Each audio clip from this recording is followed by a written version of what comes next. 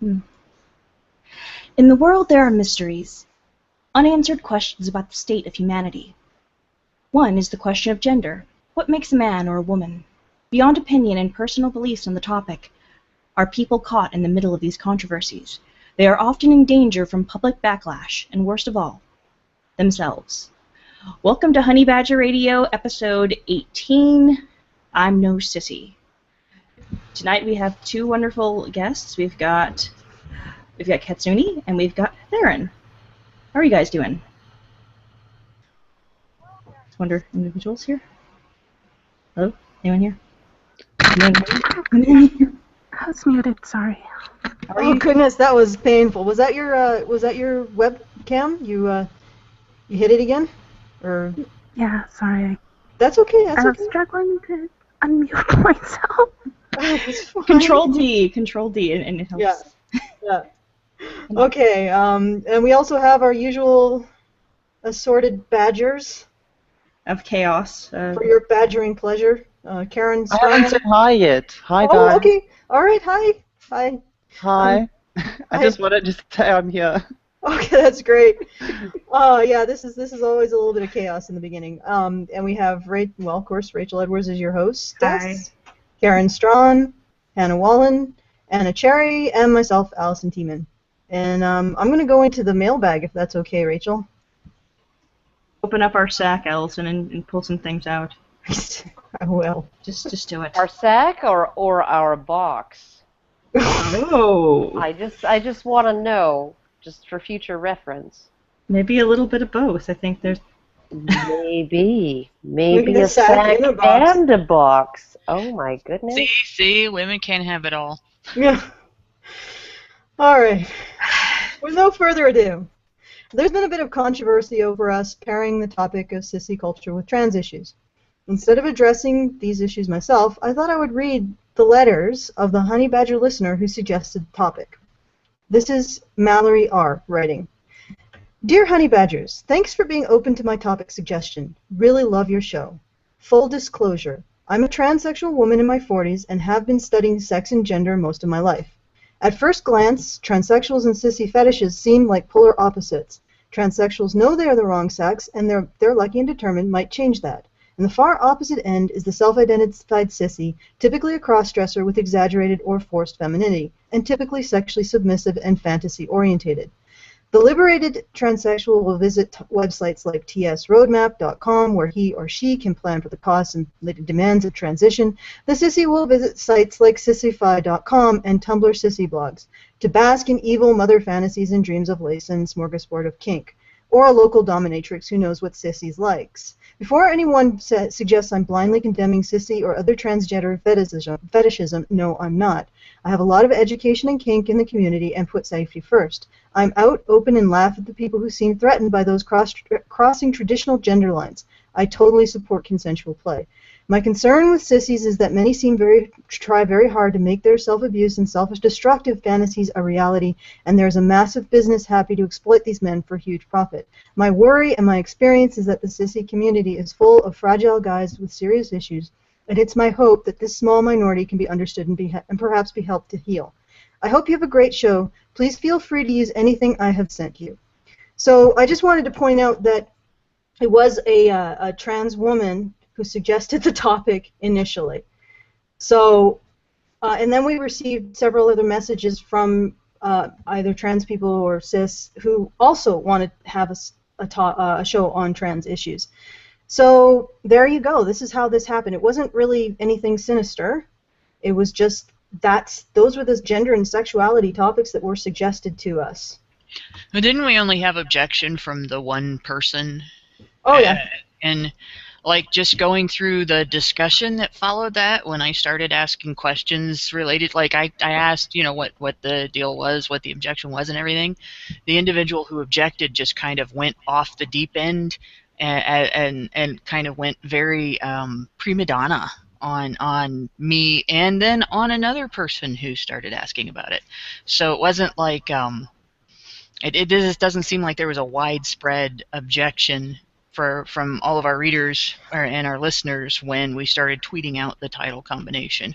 So I think it was a personal Well, essentially what she wanted to do. Person. Essentially, what the individual, the social justice warrior, and I think she self-identified as that. Essentially, what she requested. She self-identified as a feminist. She Okay, came out and actually said, you know, oh, they have a thing against feminism. They have a thing against, and they're MRAs, and she's prejudiced against MRAs, and she's prejudiced against. That being what it may be. And what she was proposing was to remove the topic that was suggested by another trans woman. Yeah, yeah. And so she did, in the whole discussion, she made some pretty prejudiced statements against other but Hannah, I wanted to finish. atypical, non-transgendered people. So I think it was really a personal thing, not a community thing. Well, I just wanted to finish, but she was essentially accusing us of silencing her by not removing a topic suggested by another trans woman. She did more than that. She basically said that we harassed her. In those different the different line of tweets that she had sent out, she basically said that we harassed her. Okay, well, I mean, be it what it may, I don't really want to talk about someone who can't be here to defend themselves. Well, yeah, I understand that. I understand that. I guess I'm just a little annoyed over it because I found out that this person was asking people to contact me. So. Oh, well, that's a little bit beyond the pale, but Theryn wants to speak. Did I get that right? I'm so sorry. Theryn. I spelt it as my internet spelling because in the chat, so it's with a Y, so it's more easy to remember. It's in, not on, like Theryn, not Theron. Anyways, I just wanted to say that I was really excited when I saw that you paired the two up because I'm trans, but I don't know that much about like sissy culture and transvestite culture and So I was excited. I was not offended at all.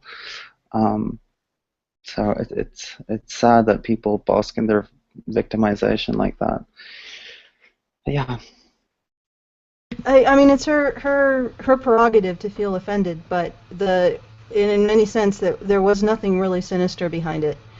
I thought it was a cute pun, personally, with poison, and I'm no sissy because she's a tough fighter, and she's also not cis, or, well, I guess that's arguable. And then she's, I thought it was a cute pun, but I guess the not everybody likes a pun.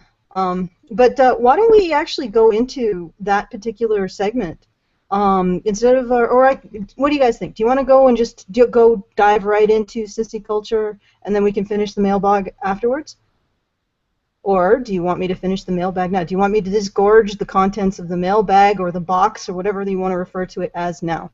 Unbelievable. I can't believe you are like using those really, really sexual euphemisms for this. Like the bag, the box, the sack. Like, what the hell, Allison? I am so offended. I'm offended by the conforming nature of these statements. I mean, for all we know, it is a receptacle that neither identifies as a sack or a bag or box. I don't know. It sounds some kind of amorphous receptacle that can just be whatever it wants to be. It sounds to me like a request for consent. It sounds to me like a request. Allison's asking if we'll let her purge her sack. I just wanted to also add that at least one person here can appreciate any pun whatsoever. Hannah. No matter how punny. No matter how punny, no matter how lame, sauce, it does not matter. Hannah can appreciate it. We're talking about sacks and boxes, and you said sauce. I did, and I'll say jizz, too. If you really want it. If you really want to bring it, I'll bring it. Well, let's just get on with it. Okay, you know what? You have totally ruined the moment, so I'm just going to continue with this mail sack. All right. Shark Grin writes, "Hello, Badgers. Cassandra J., silent supporter of the Gamergate cause, longtime fan of the Honey Badgers, and vehement critic of feminism here. I'm a transgender woman who has supreme dislike of feminism because they use people like me to suit their political agendas. I'm considered, quote, true scum by the Tumblrinos because I don't think it's legitimate to call yourself transgender without being diagnosed with gender dysphoria. Dysphoria DSM-5. I tend to agree more with anti-feminists on most subjects, yet there seems to be a general misunderstanding that being trans means you're a dishonest social justice warrior. Is it anathema to be both anti-feminist while also at the same time being transgender? Are these mutually exclusive? Thank you for hosting tonight's show. CJ. P.S. I'd love to discuss further on the subjects relating transgender and sissy culture. Okay, I typed my name in, but I want Theryn to go ahead. Go ahead, Theryn. Oh, I just no, I just thought this would be a good time to bring up the true scum thing because I wouldn't say that I've ever had what you would diagnose as gender dysphoria, like that severe dissociation from one's body. I never hated my body. I just disliked parts of it, and I knew I wanted to change it, but I never hated it. But I think that's a really contentious topic because my personal opinion is that there is a difference between just transgenderism and gender dysphoria, because transgenderism is simply the state of having a gender identity that does not align with one's sex, whereas gender dysphoria is a very specific diagnosed set of symptoms that can be cured. Sometimes it's much harder, but the point is that everyone who has gender dysphoria is trans, but not everyone who's trans, at least in my opinion, has gender dysphoria. That doesn't mean I don't face issues and I don't face certain obstacles as a trans woman, but I don't have that very specific psychiatric disorder of that specific set of symptoms that one would classify as a mental disorder. You're yeah. probably on the cusp, right? You know, like when you look at any kind of, I guess, I hesitate to call it a disorder, just like I hesitate to call ADHD a disorder anymore. But when you look at the set of criteria, and you can have people who fit a broad range of those criteria, but not all of them, and maybe not enough to actually qualify as being like sort of diagnosable. And I think that's something really to look at. I also think part of me wonders, right, because I've always been a little bit queer. I've always been a little bit off, to the point where probably every single relationship that I've ever had, other than my ex-husband, has been broken off by the man involved, who fell in love with me in the first week to the point where he was talking about how big a house are we going to need, and then suddenly realized he's not actually dating a woman. And then he's like, all of a sudden this just feels weird. And so I think that part of there may be some people who are sort of in the middle there, and who if they had my parents, might be perfectly happy living as the gender they were born as, because my parents gave me so much leeway to be a girl and still do whatever the fuck I wanted, right? I didn't, there was no you have to wear a dress, there was no you have to have long hair, there was no you have to play with dolls. There, you know, like 8 years old, my parents bought me a $300 space Lego set, giant set, that would have been about $1,000 in today's dollars, right? That was what I got for my Christmas on, you know, when I was 8. And so essentially, I think there might be something there that if you have a very, very relaxed set of criteria, you know, where it's like you can just be who you want to be, the whole Marlo Thomas thing, free to be you and me, that a lot of people may actually end up being like, okay, I'm okay. Like you said, Theryn, I didn't hate any part of me. I just wasn't all that happy with certain parts of me. And And I have the exact same issue, right? There are certain parts of me that I'm not happy with. I would love to have no boobs.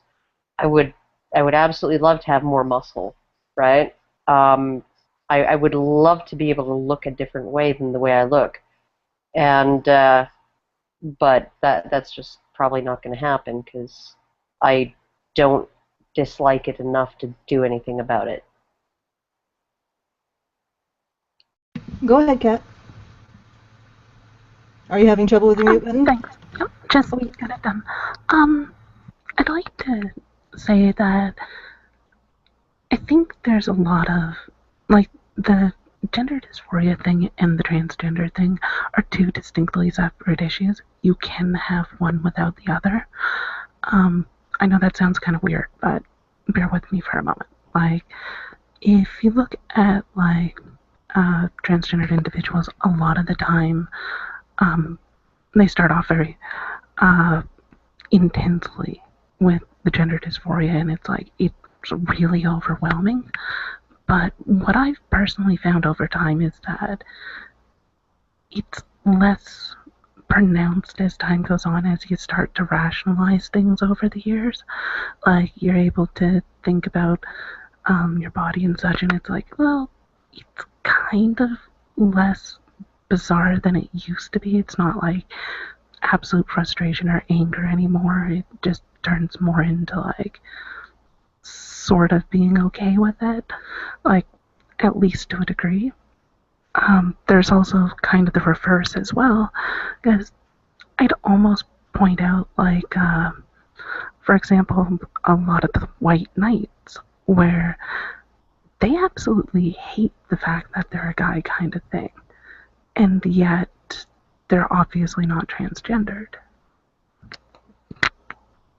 Okay, well, before we get to Theryn, Hannah, you had if you just say it really quick what the question was, maybe we can address it with Theron's reply. Yeah, it goes back to the letter, the word true scum, or the phrase true scum in the letter. I hear scum put after a lot of different descriptions or names or whatever for people coming out of the trans community, and I'm curious about the usage because, like, when anybody else uses it, it means, you know, the lowest form of life, pond scum, you know, piece of shit kind of thing. But there's also, I'm an old fag from 4chan. Haven't been there in a long time, but just knowing that fag means something completely different on 4chan than it does when you're throwing at somebody as a slur, I'm kind of wondering if scum is the same thing or if there's actually a level of animosity attached to it. Maybe Kat can speak to this, but I have no idea what trans people mean by scum. I think it's more of a Tumblr thing. I don't know, but I'm not on Tumblr, so I don't know. But well, yeah. I can repeat the sentence where it appears. I'm considered true scum by the Tumblrinos because I don't think it's legitimate to call yourself transgender without being diagnosed with gender dysphoria. So that was why this individual. So it's essentially they're calling her an elitist. That she's saying that you have to have, and you know, I can see Tumblr, like, I can't see Theryn or Kat really, like, taking too huge an issue with that. Like, they might disagree, but I can't see them using that kind of terminology against someone who takes that position. But I can definitely see the Tumblrinas with their headmates and their, you know, other kin, oh my God, and all of that other crap, right? Essentially saying that the moment that you put criteria, actual clinical criteria, on whether I have a disorder, whether I have something real here in my brain, something actually real and not just imagined, you know, and amplified by my participation in Tumblr, that I can understand that there would be a significant amount of animosity. I mean, like, there's a middle kind of gray area that's where things are debatable, and I absolutely respect Theryn and Kat's position that you don't have to have dysphoria to be transgendered. I can absolutely respect that. I don't know whether I agree or whether I disagree, but I can see the point of view. But for somebody who takes sort of a hardline stance of, you have to be diagnosed with this, in a venue where everybody is self-diagnosed as something weird, right? Everybody on Tumblr is self-diagnosed as autistic, as ADHD, as otherkin, as multiple personality disorder. They have headmates. They have like freaking like these people who have self-diagnosed for the purpose of, I guess, inflating their own narcissistic kind of. They're inflating their throat thing like toads do when they're attracting Are mates. those birds? Yeah.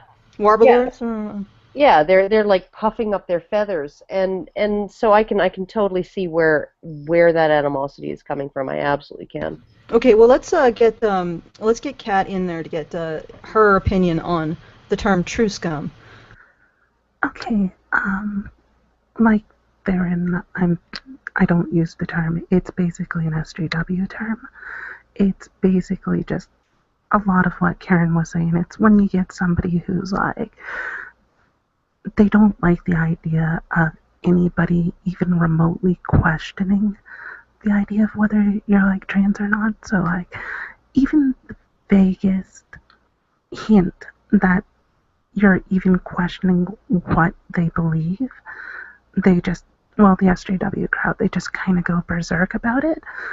But a large part of being trans is that it is about being true to yourself, self-discovery, that kind of thing.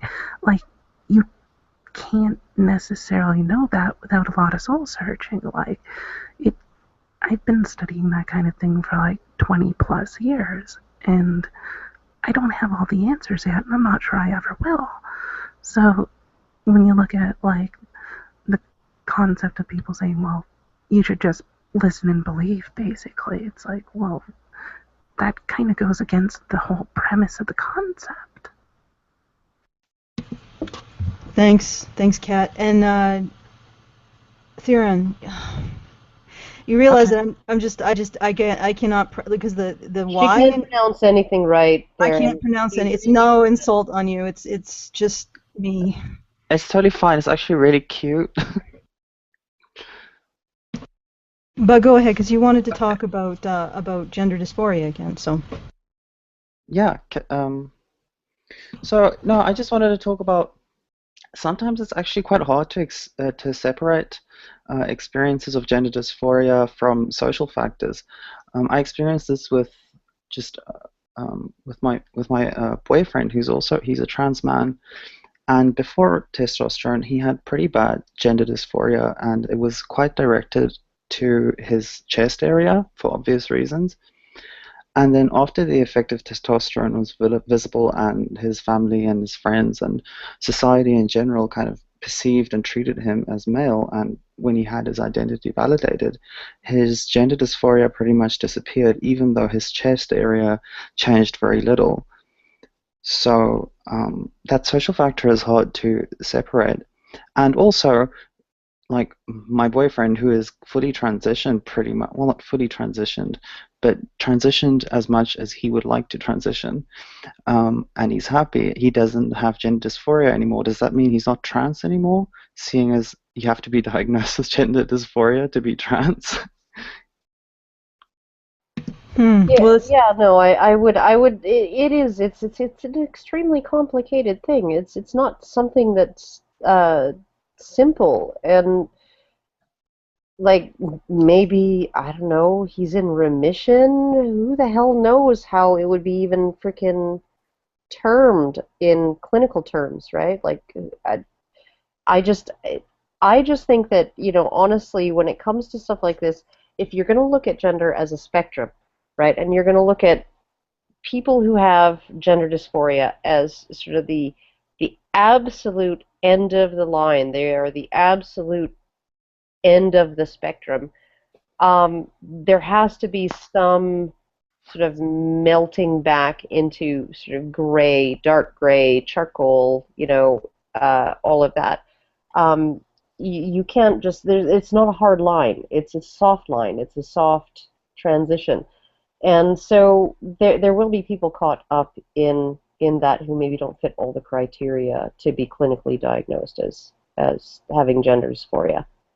But I think that there is a lot of room for people who maybe really are just dissatisfied. They're confused, or their parents were just too hardline about gender, who just pushed them. I know if my parents had made me wear dresses and made me play with dolls, I would have been a miserable girl, and I would have hated everything about being a girl, right? But instead I was buttering floor tiles with my dad and pulling up sod with my mom, right? So I didn't have that experience of being forced into a box. And so I think if I had had that experience, I might have rebelled against it in a way that may have caused me to want to change my body, want to change the way I present, and all of those things, right? So I think essentially there's just this huge middle ground that exists, and it's really hard to tell who belongs there and who doesn't. And I think that the Tumblerinas, their big issue is they just want to belong into any category of oddity without anybody ever questioning it. Hannah, take the stage. If you can. I think too that this is one of the big reasons for the big divide over any issue of categories between, say, the social justice types and the libertarian types, because when you get a libertarian type, we don't have this idea that you have to have a hard and fast set of rigid rules related to how people define themselves, where any category that helps to understand things about the person, that all of this set of characteristics exists with this person, they don't have to fit everything about that category. They don't have to have a complete lack of things from outside that category. They can't have they don't have to conform necessarily entirely to a specific set of characteristics, as long as they fit, generally into a category and help you understand enough about the person that you can relate to the person. And it's more about relating and trying to find ways to work together and find community with each other, and so on, as a libertarian type. But then as you get into the sort of social justice mentality, it seems more like there has to be strict black and white definitions of everything, and strict black and white, you must be this, you must be this, you must fit here, you must fit there, and we just don't know how to deal with you if we can't figure out what kind of victim you are. And so as soon as but it's all based on your word. It's right. You say you belong here, so therefore you are that. Well, that's just it. There wouldn't be so much argument within the communities if that wasn't a problem. That as soon as you don't fit all of the criteria for wearing a certain label, they can't identify with you anymore. They can't understand you anymore, and all of a sudden there's something, there's cognitive dissonance, and they can't deal with it anymore.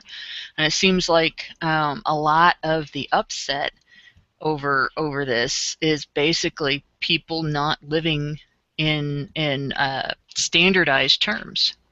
That because people are not standardized, and we try to make categories and labels standardized, that unless you have that attitude of, well, I'm just trying to relate to people, well, we can work together on things, well, people are themselves and the label is just sort of an accessory to the person instead of being the person. Until you have that attitude, it becomes very difficult to accept when two people live the same life in different ways. Okay, and I wanted to just get in there, and let's bring in one of Kat's suggestions as a topic.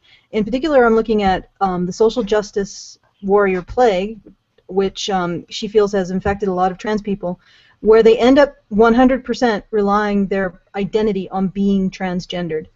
And she adds, there's no further aspect to them that exists, no hobbies, no personality, nothing, just a walking social justice warrior billboard for trans rights.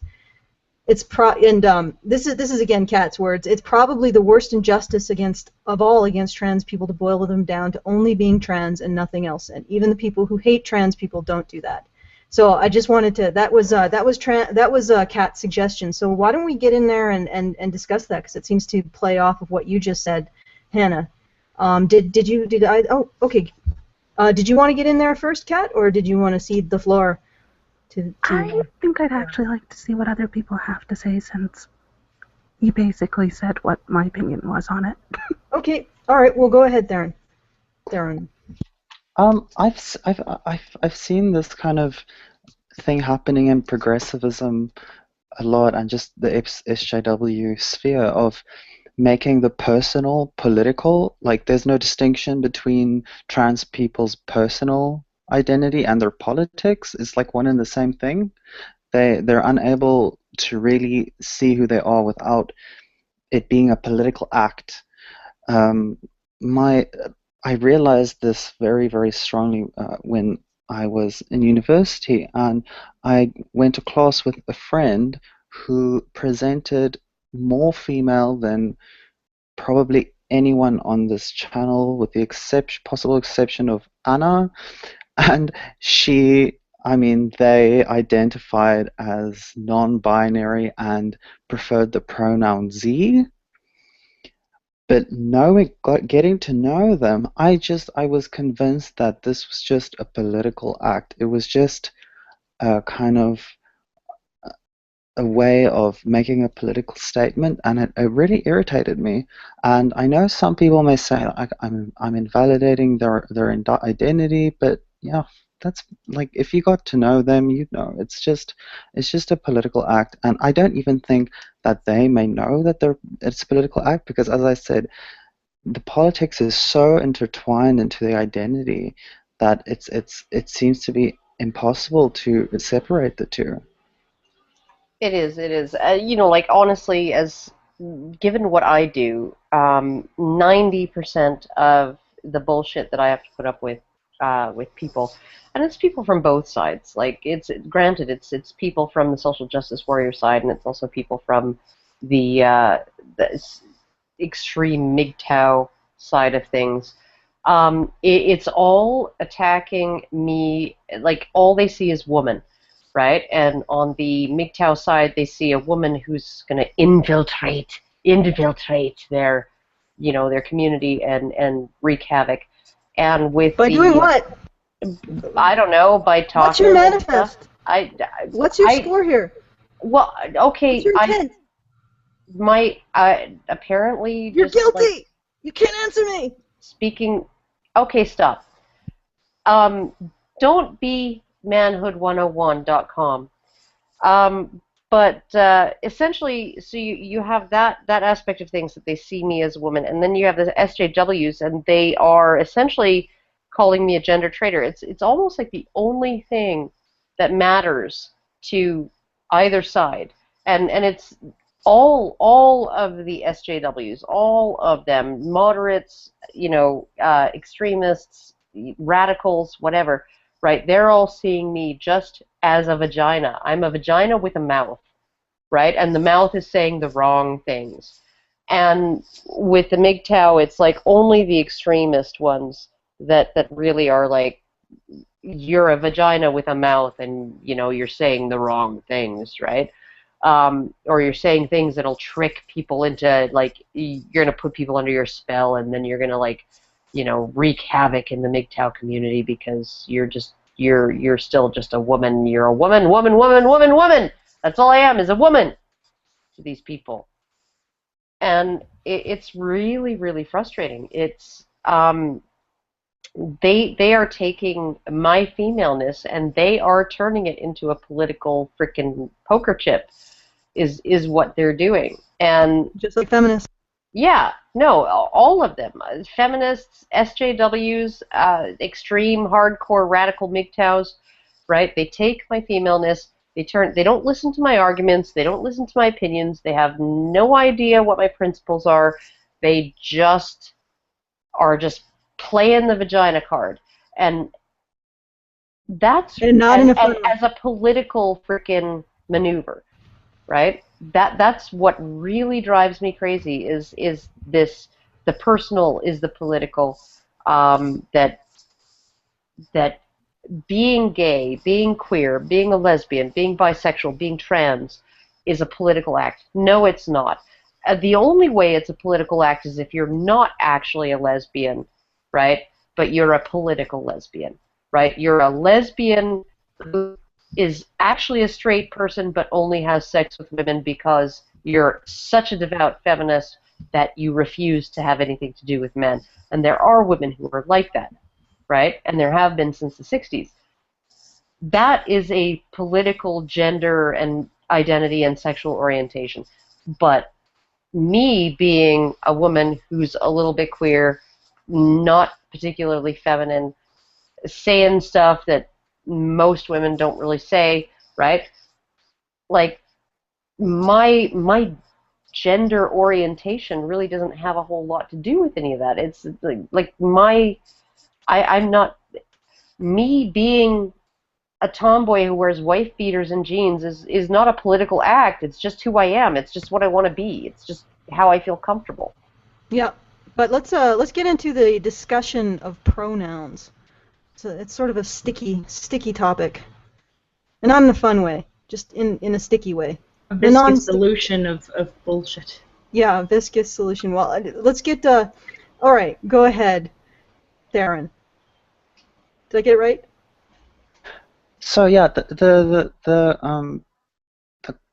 concept of pronouns, I guess, is kind of tricky. But I guess my personal opinion is that 3 pronouns is enough, because those 3 exist within English already. Don't try to change the English language artificially, because it's never worked that way. So she, he, and they, in my opinion, and I think everyone can settle with that if they can just calm the fuck down and stop being, demi-queer, pangender, femisexual, whatever. Like, every person, if they just stop getting wrapped up in all the identity politics, they'll find, you know what, it's not such a big deal. So. Well, what it makes me think is, are they not just happy being themselves? Do you need a label to be happy? I mean, can't you just enjoy whatever expression you are and try to be as tolerant within reason to other people? Anyway, well, I think social validation is a really big part of it, which is, as Theryn was mentioning earlier, that having the community acknowledge you for your identity and therefore validate it is kind of a really big part of this. But I do, and this could just be me coming from a non-English speaking, originally bilingual perspective, but there's this grammatical issue that I have with they, and I would like to learn more about that pronoun in particular. And I understand about gender fluidity, though the response I've gotten about they is that, well, somebody might feel like a girl one day and feel like a boy the next day, so they is the only thing that encapsulates it accurately. However, it seems to me that there is a preferred gender that people generally stick with, and maybe, I don't know, they sounds like multiple people than just one, so it just really triggers my grammatical OCD, and I'm not really sure if they is necessary, so I would like to really hear Kat's and Theryn's opinion on that. Don't speak up all at once. One thing okay, sorry. Could you repeat that last question? Sure. It's just, I guess the question is, do you believe in the validity of they as a description of somebody who really can't decide on one gender or the other, or do you think that's also going into the territory of let's just kind of not worry about it and have he or she, as the person more generally prefers to be presenting as a female or presenting as a male, and let's just stick with he and she and not even necessarily go into they, or is they a valid pronoun, do you think? And could it be replaced with something singular? Perhaps it doesn't. To me, it just triggers my grammatical OCD because they means more than one person, and so it's kind of like saying we instead of I, so it's just weird to me. But I would like to hear more about your opinion on it. Well, strangely enough, you can actually use they as a singular in English. It's just kind of almost defunct. Like, you can do it, it's just kind of weird to do it.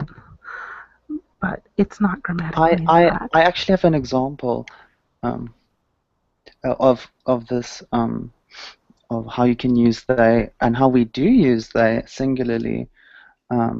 We use it kind of if we set up hypotheticals, like if we say, let's say you give a person their money back, you just used it as a singular because that's one person. Or that's just one example of when we do use they. If I were to give a person their, I don't know, insert something here, that's just one example of how you can use, how we do use they as singular.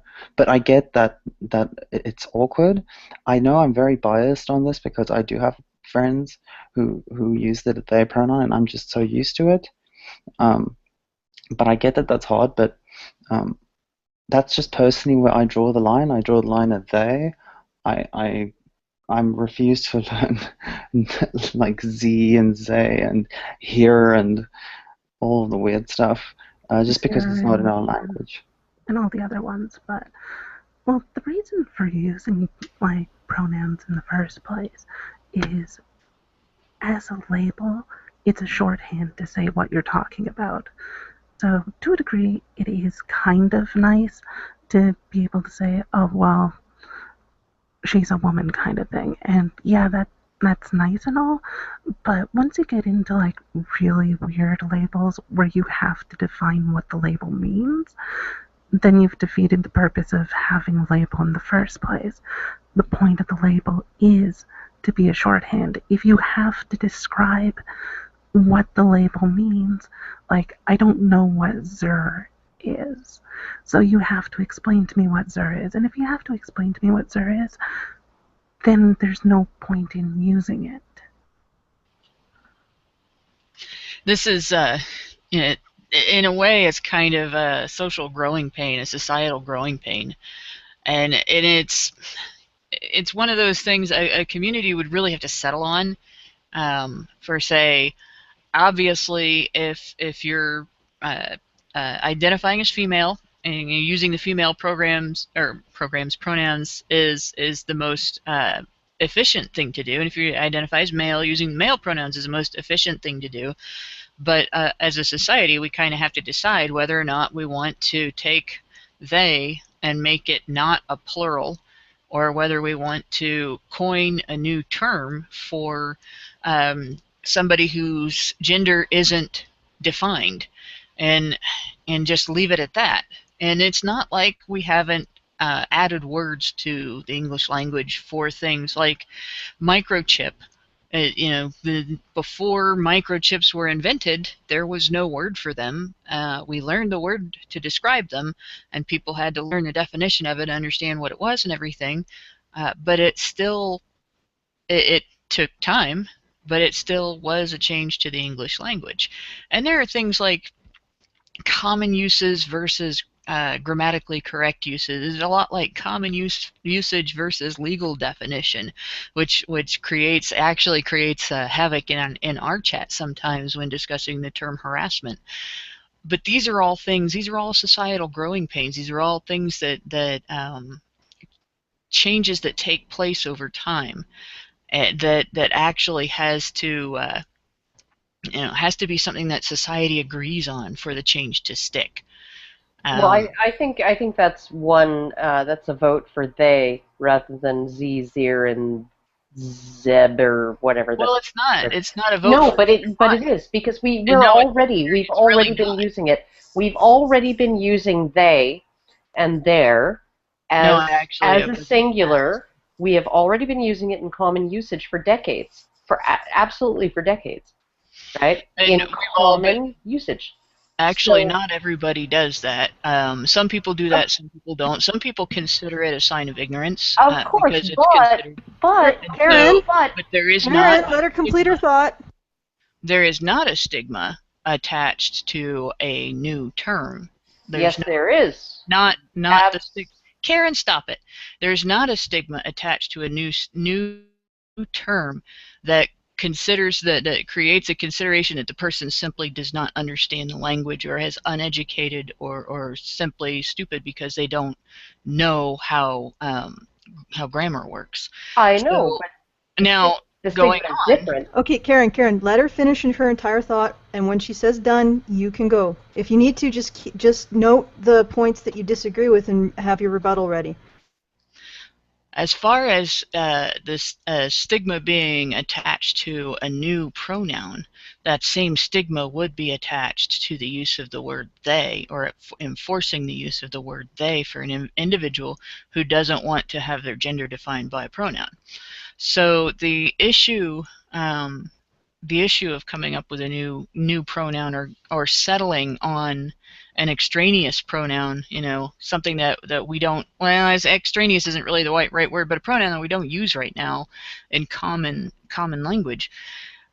I don't think that it would be any more of a problem to do that than it would to switch to the word they. It just depends on which group's objections you want to override. All right, Karen. I just think that they is so much easier. It's already in common parlance. It's already there. People use it all the time. I went out for lunch with a friend and they picked up the check. It's common parlance. It's not formal. It's not correct in formal literature. Your university professor is going to dock you marks for using it in that way as a singular, but people use it all the time, and it's not going to take any getting used to, and it's already seen as essentially the pronoun to use when gender is ambiguous, when you don't know whether you're talking about a man or a woman, when it's just a person. So I think that as far as acceptance goes, and as far as transgender people go, right?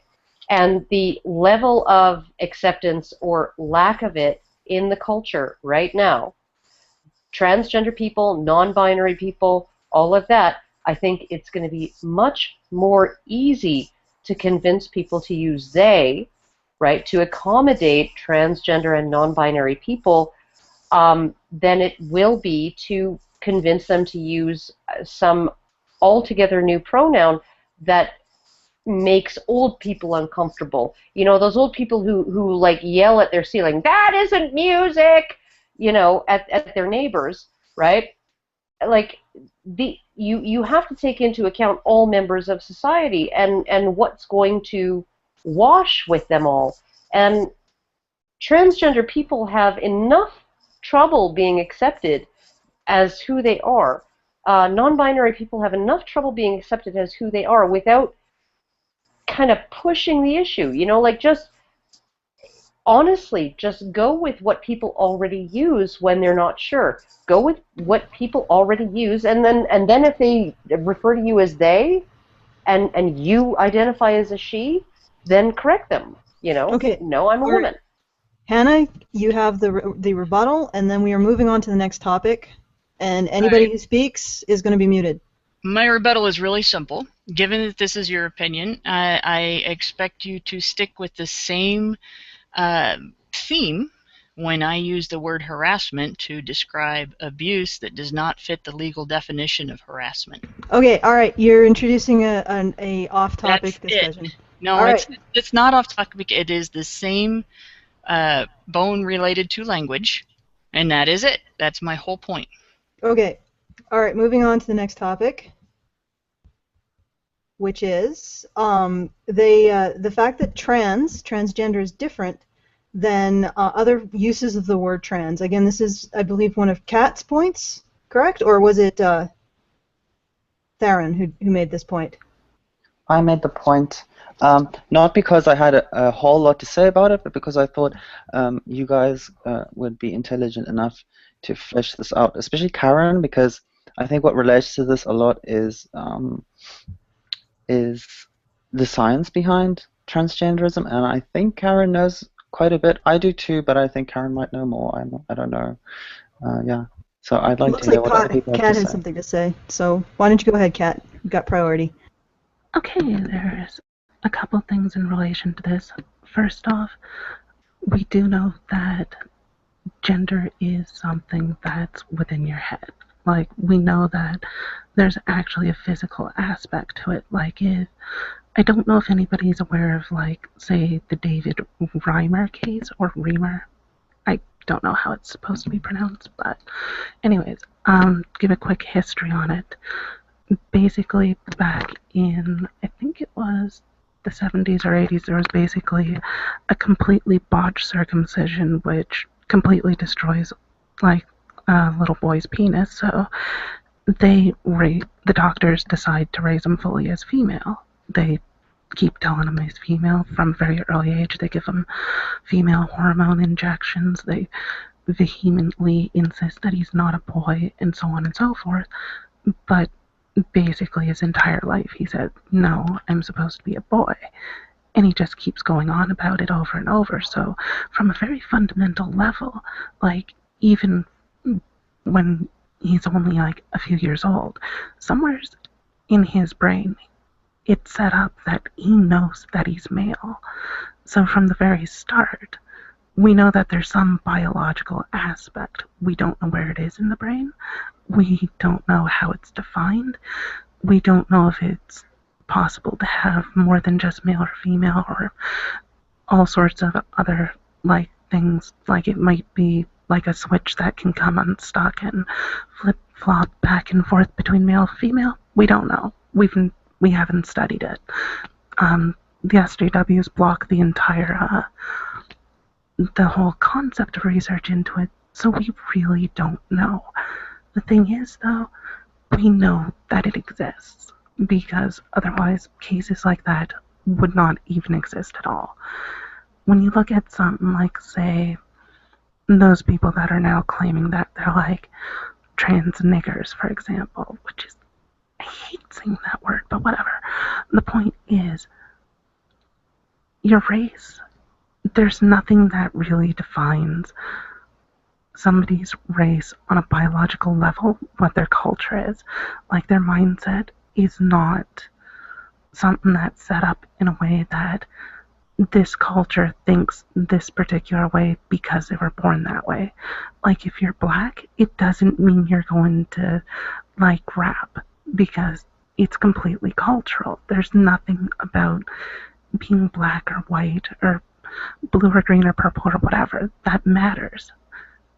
Anyway, the point is just that there's clearly nothing that's physical about it. There's nothing that's innately psychological. You aren't born with any intrinsic mindset simply because you're black or white or Asian or whatever. Therefore, you can't really be the spirit of a black person, because there's nothing that really defines someone as black or white other than our culture. Go ahead. No, I just wanted to add on that point, Kat. I wanted to I guess, say the same thing in my way. Yeah, there's no part in the brain. You can't look at a white brain and a black brain and say, oh, that is a black brain. That's definitely a black brain. But you can do that with a female brain and a male brain, funnily enough. So I think that's the biggest distinction, because I think race in that sense is a social construct in a very big way, whereas gender isn't as much, gender and sex. Yeah, that's all I wanted to say. I said it was short, it wasn't too much. Karen, go ahead. There is one aspect, like one specific structure in the brain that seems to really differ between cis people and trans people. And it's got some really fucking fucked up name like the anterior triumvirate cisgungulate, something like that. It's like one of those really, really awkwardly named. It's not like the amygdala or the, you know, cerebrum. It's something really, really complicated. But in trans women, it looks more like a woman's, and in trans men, it looks more like a men's. And it's very, very distinct, the difference, and this this difference is not the result of socialization. It occurs even in people who lived their entire life as the sex they were assigned at birth, but went to their deathbed insisting that they were trapped in the wrong body, right? So it's not something that, you know, a brain structure that changes over the course of your life. No, it's something that's fixed before birth or at birth. It's genetics and epigenetics and hormone influences in the womb and in very, very early childhood, as far as I'm concerned. It's the same thing that that leads butch lesbians to have those extra long ring fingers. You know, and the butcher they are, the longer their ring fingers are compared to their index fingers, and that's just the way. There are very, very drastic differences between male brains and female brains, and very, very drastic differences between hormones among men and women.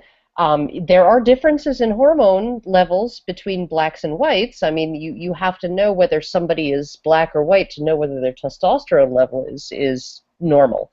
But it's sort of like the difference between looking at a impressionist painting and looking at a Salvador Dali painting versus looking at, you know, a Manet and a Monet, right? It's, you know, like it's the difference is, you know, is just absolutely striking between men and women compared to between the races. There's no qualitative difference. There's a quantitative difference in hormones. There's a quantitative difference in certain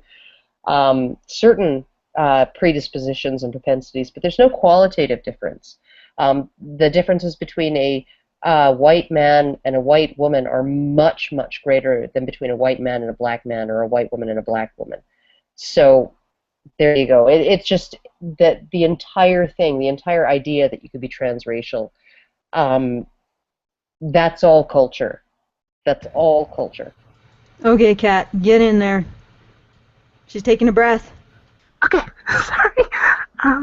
One thing I do want to mention quickly is just that Karen brought up a point that she mentioned the whole trapped in like a different body kind of thing. I'd just like to say quickly that this gets mentioned a lot as a stereotype, and I've never really found it very appropriate, because it's not really like you're trapped in someone else's body, and it's like, it's still your body.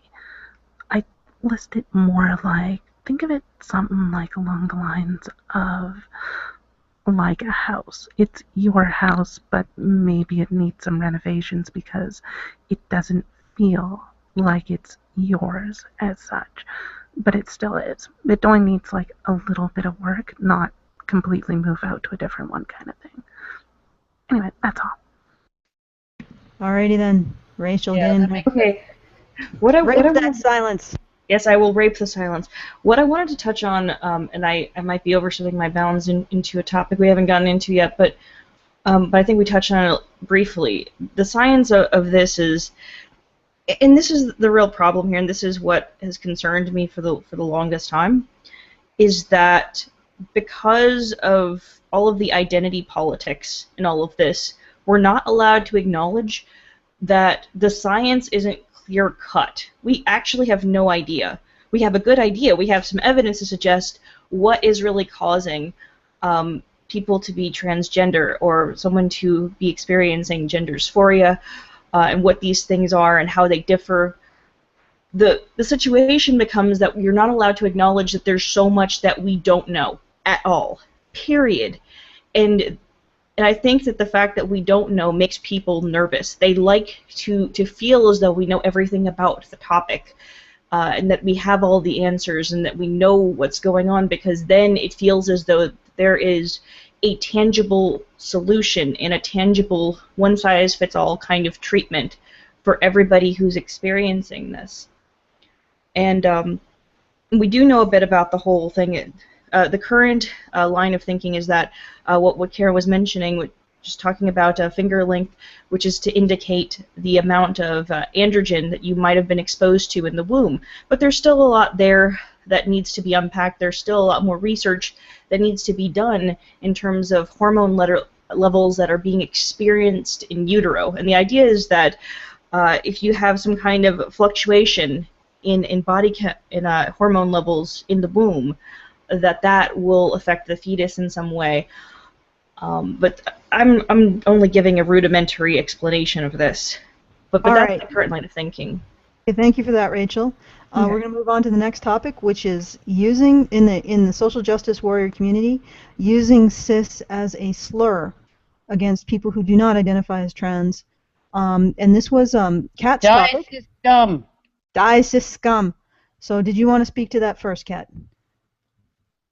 I will give you a moment. I'll just fill the air with my spaghetti, and then you can. I would say that the term cisgender does have a purpose. It's just abusively used most of the time. So, for example, like, well, not even an example, the actual term, like, transgender just means opposite of, and cis just means same side of. So it just basically means somebody that does not identify as transgender. They identify as, they're comfortable with what they are, like what they were born as. Like, say somebody's born male and they're like, yeah, I'm male. Okay, there's no reason to point that out normally, because that is normal. Transgender people are like, what, under 1% of the population, so it simply doesn't make any sense to point it out on a regular basis. It has no application in regular conversation. It does have value, though, if you're trying to describe something like transgendered stuff, because, well, at some point you have to describe, like, the difference between one or the other, so, like, trans person and a cis person, so that there's no confusion between them. Like, it'd be nice if, we could just say, like, oh, I'm female, Karen's female, somebody else is male, whatever. It's like, it'd be nice, but it starts getting confusing when you start talking about this specific topic. In that particular case, it helps to clear up confusion. But the way that the social justice warriors tend to use it, they just use it as an insult. And honestly, that's one of the worst things that could happen, because then it's even more, you're adding one more thing on that alienates trans people from cis people. And at that point, then you're just making it, like, more difficult for everyone to get along, because you're basically drawing, like, battle lines almost. All right, Theryn, go ahead. I really don't get why cis. Well, I get why, but I still don't get why cis is used as a slur, because, I mean, the plain truth is that being trans is at best an inconvenience, and at worst it's a crippling mental disorder, so or at least it involves a crippling mental disorder. So I don't know why being cis is kind of thrown around as being a bad thing. But if you look at it from the fact that the people who use it have kind of a Marxist mentality, kind of how, people with a Marxist mentality, like, they hate rich people, not because these rich people exploited other people or to get rich, or because they're greedy or whatever, simply because they are rich. And they have, there's no other reason other than that. It's almost like that. It's that kind of class warfare. So it's more of an oppression game. So these trans people who do use it in that way, they see themselves as the proletariat, and they feel almost entitled to insult cis people by using their position. So it's very Marxist in that sense. Anyway, yeah. It's the violence of the oppressed against the oppressor, and it doesn't necessarily matter whether the oppressor is actually oppressing anybody. They have more, or they have it easier, and I will absolutely. I have so much to say about the false notion that women have it easier, but I absolutely will go to the mat and say trans people do not have it as easy as cis people. They just don't. I've been taken to task by certain people in the men's rights community for using social justice jargon because I have used the term cisgendered. And yeah, no, honestly, what's the alternative? Normal. And what's the corollary to that? Abnormal. And I don't want trans people to feel like they're abnormal. I don't want trans people to feel like there's something like horribly wrong with them. And I think that's why the term cis was kind of cooked up, was essentially to find some word that wasn't normies, normals, regular people, ordinary people, some term that didn't have an opposite that meant abnormal, weird, disordered, dysfunctional, wrong. So I can totally see why the term was coined. But yeah, the way that social justice warriors have taken it and run with it is absolutely 100% abusive. It's really, really nasty, the way some of them use it, and it's sort of like right on par with male tears. All right, Kat, get the last word in, and then we'll move on to the next topic. Okay, I'm totally going to agree with Karen, and I'll say that the way it's used, when you think about it, it's literal sexism, because you're hating on somebody for how they're born. It's not something they can control. It's not something they've done wrong. It's nothing that they've had any control over. They simply were born as cisgendered. It's like, that's perfectly okay. There's no reason to hate on them for it. Yes, there are some advantages for, well, it's not even so much of an advantage, it's just lack of a disadvantage, but every advantage comes with a disadvantage as well. It's like, I've learned a lot, like, I wouldn't be the person I am if I hadn't been forced to think about who I am so deeply. So I have sort of an advantage, even though it made my life a lot harder in a lot of ways. But the point is, there's no reason to hate people just for being born. Very good advice. Let's move on to the next topic. I'm actually going to switch it up here because listening to you guys, I recalled an exchange on the Twitters. Let's talk about trans issues and what the social justice warriors call male privilege, or perhaps, and sometimes insinuate there's a female privilege. And the reason why I mention this is because I got into a bit of an argument with a social justice warrior who is also a trans woman, and she told me that she was subject to violence because she was seen as a man. And then I asked her, well, wouldn't being seen as a man give you male privilege?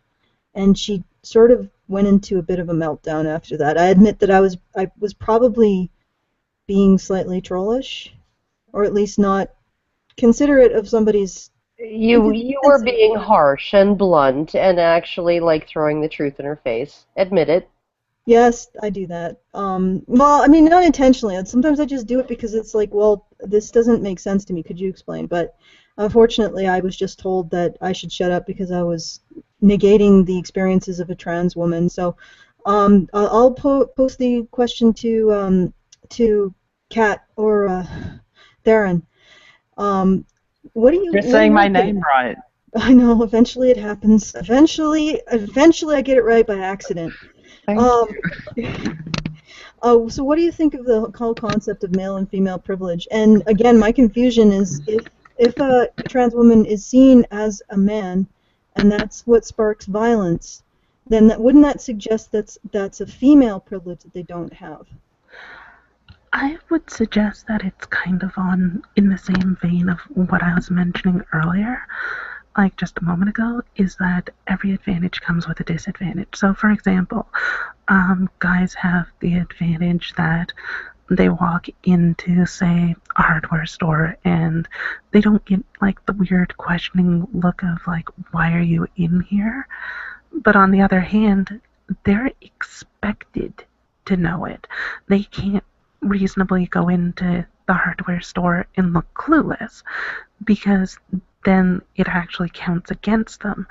If Karen goes into the hardware store and she knows like what she's talking about, she gets bonus respect for that. Yes, she gets like a little bit of confusion at first, but once she opens her mouth and shows that she's competent in it, then they look at her in a good light. But her boyfriend, they'll look at him and he doesn't know what he's talking about. They'll look at him in a negative light.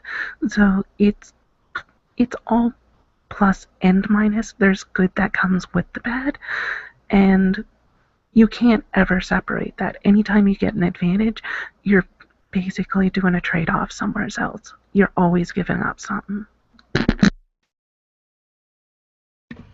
Go ahead. We don't want to leave too much silence. Okay, sorry. For the spaghetti monster. Insinuate himself into. Well, I would say that a situation like that, someone getting beaten up for being perceived as a trans woman, being perceived as male, that's male disadvantage. That is male quotation oppression, if you will. I hate that word, but bear with me.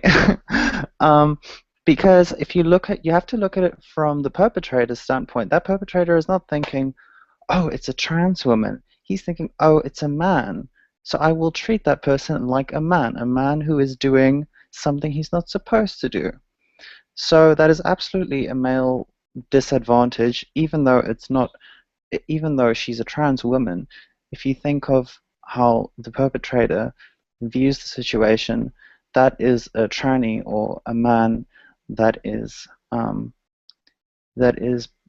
living in a way or dressing in a way that he's not supposed to, and that dehumanizes him. Therefore, I can physically abuse him. So it is an absolute male disadvantage. And if she were the person you spoke to, Alison, if she were wanting an intellectual discussion, if that's what she really wants, if that's what her interest is, then she would have entertained that. But to me, it just sounds like her interest is throwing a fit and being entitled and being upset. So that's really irritating. I'm so done and tired with trans people acting this way. It really pisses me off. I'm sorry, I'm getting really angry. That's okay. It's acceptable to get angry. It's almost required to get angry on this show at some point in time. It's actually part of what you said was part of what I was gonna say, and I'm gonna bounce off of it. What Allison experienced with that was the use of a thought-terminating cliche to negate a person's ability to question something that a person has said, and it's a common behavior among social justice warriors that you can't talk about this experience because it's my experience, and therefore if you disagree with me, you're negating my experience and you're delegitimizing me and all this other stuff. That's not a new thing. I experienced the same thing when I got into an argument with a trans woman who visited Reddit to tell all of men's rights that female privilege was a legitimate, or that male privilege was a legitimate concept because she experienced different things as a man and as a woman, or rather as a male executive and as a female executive in a business setting, with people who knew that she was transgendered, and she attributed it strictly to the gender binary and not to anything else about her personality, the fact that people might have been prejudiced against her because she was transgendered or anything like that. And I was basically called transphobic for not agreeing that being trans gave her the right to define all of femininity and tell everybody what the universal, this is what it's like to be a woman, is. When I specifically said that no woman can do that. Trans, cis, no woman can do that. We're not standardized. People are not standardized.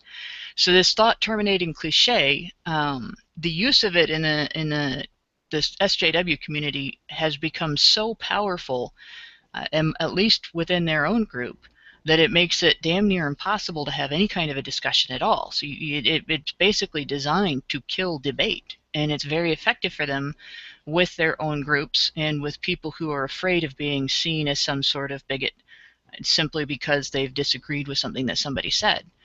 And that's, we just simply can't tolerate it. You cannot tolerate it. You have to be able to say, no, I don't have this opinion because I disagree with your right to be yourself. I have this opinion because of, I disagree with your right to define all other people based on the filters through which you're viewing the world. Rachel, are you having difficulties there? No, I'm here. So, I mean, are we talking about the concept of trans misogyny? Because that's what it seems that we're discussing, because these people are saying that the reason why people, like trans people, are getting attacked is because they're women, and not because they are perceived by some other people as not being nearly feminine enough, or maybe they're just not conforming enough, or passing enough. If that's the case, then why is it the feminists that are the ones that are most vehemently against, like, the transgender people? I'm sorry to interrupt, but can you explain what trans misogyny is and if it's different from just misogyny? So that's the thing. That's basically what it is. They're basically alleging that the reason why trans women are experiencing problems is basically misogyny and not any kind of hatred against men or male violence or things like that. It's the allegation that all of this is based in hatred of women. See, that's another thought-terminating cliche like I was talking about before. Like, the idea isn't more complex than that. I mean, that blows my mind. I'm sorry. It's a way... Sorry, No, go on. Thank you. It's just a way of avoiding admitting that violence against trans women might actually be a men's issue or a male issue in a way, if you look at it from the perpetrator's view. I don't mean to invalidate trans women's identities when I say that it's a male issue. I'm just talking about how, because you have to understand how the perpetrator perceives the situation. But if you qualify it with trans misogyny, you get away from that whole discussion, and then you can just settle with that this is actually a women's issue, and this is about society's perception of women. It has nothing to do with society's perception of men. Which is ridiculous. It's absolutely ridiculous. It's I just remember that scene in Crocodile Dundee where he is in the bar and there's a trans woman prostitute who's hitting on him, and somebody, a friend of his, just sort of whispers in his ear, "You realize that's a guy, right?" I was a cross-dresser, I guess, or someone who hadn't had surgery, and so he just goes up to the guy and like grabs him in the junk and is like, "Wow, like I had no idea." And that scene, when you have a man who believes that they're flirting or negotiating a sexual liaison with a woman, and then they find out that is what they perceive to be a man, that's what they're perceiving. They're not perceiving that that's a woman and I need to beat the shit out of that woman. They're perceiving this isn't a woman, this isn't an actual woman, it's a man. Now I'm going to beat the shit out of this man. That's what it is. And then you go all the way to the other side and you look at Nora Vincent, and when she revealed to her bowling buddies after I don't think she revealed to her bowling buddies. She did. She revealed to one of them after masquerading for a year and a half as a man. She sat down with one of them and said, "I have something really, really important, a secret to tell you, and you're not going to even believe it." And the guy said, "The only thing that I wouldn't believe is if you told me you're a man and you're a man and she's a man and you're a woman," and referring to her female partner and her. And she's like, "Well, you're half right." And the amount of sort of affection and he was shocked, he was blown away, he wasn't expecting it. He thought maybe Ned was gay, right? But other than that, was not expecting it. And he was just like, wow, and kind of laughed it off, right?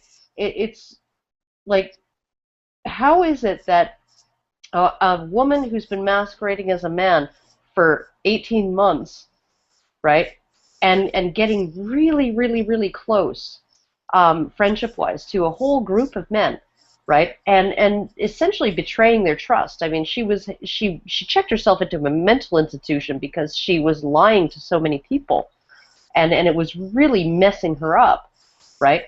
And these guys are okay with that, right? But then you look at what happens to trans women when they try to have a relationship with a straight man, and they reveal that they are not a woman-born woman.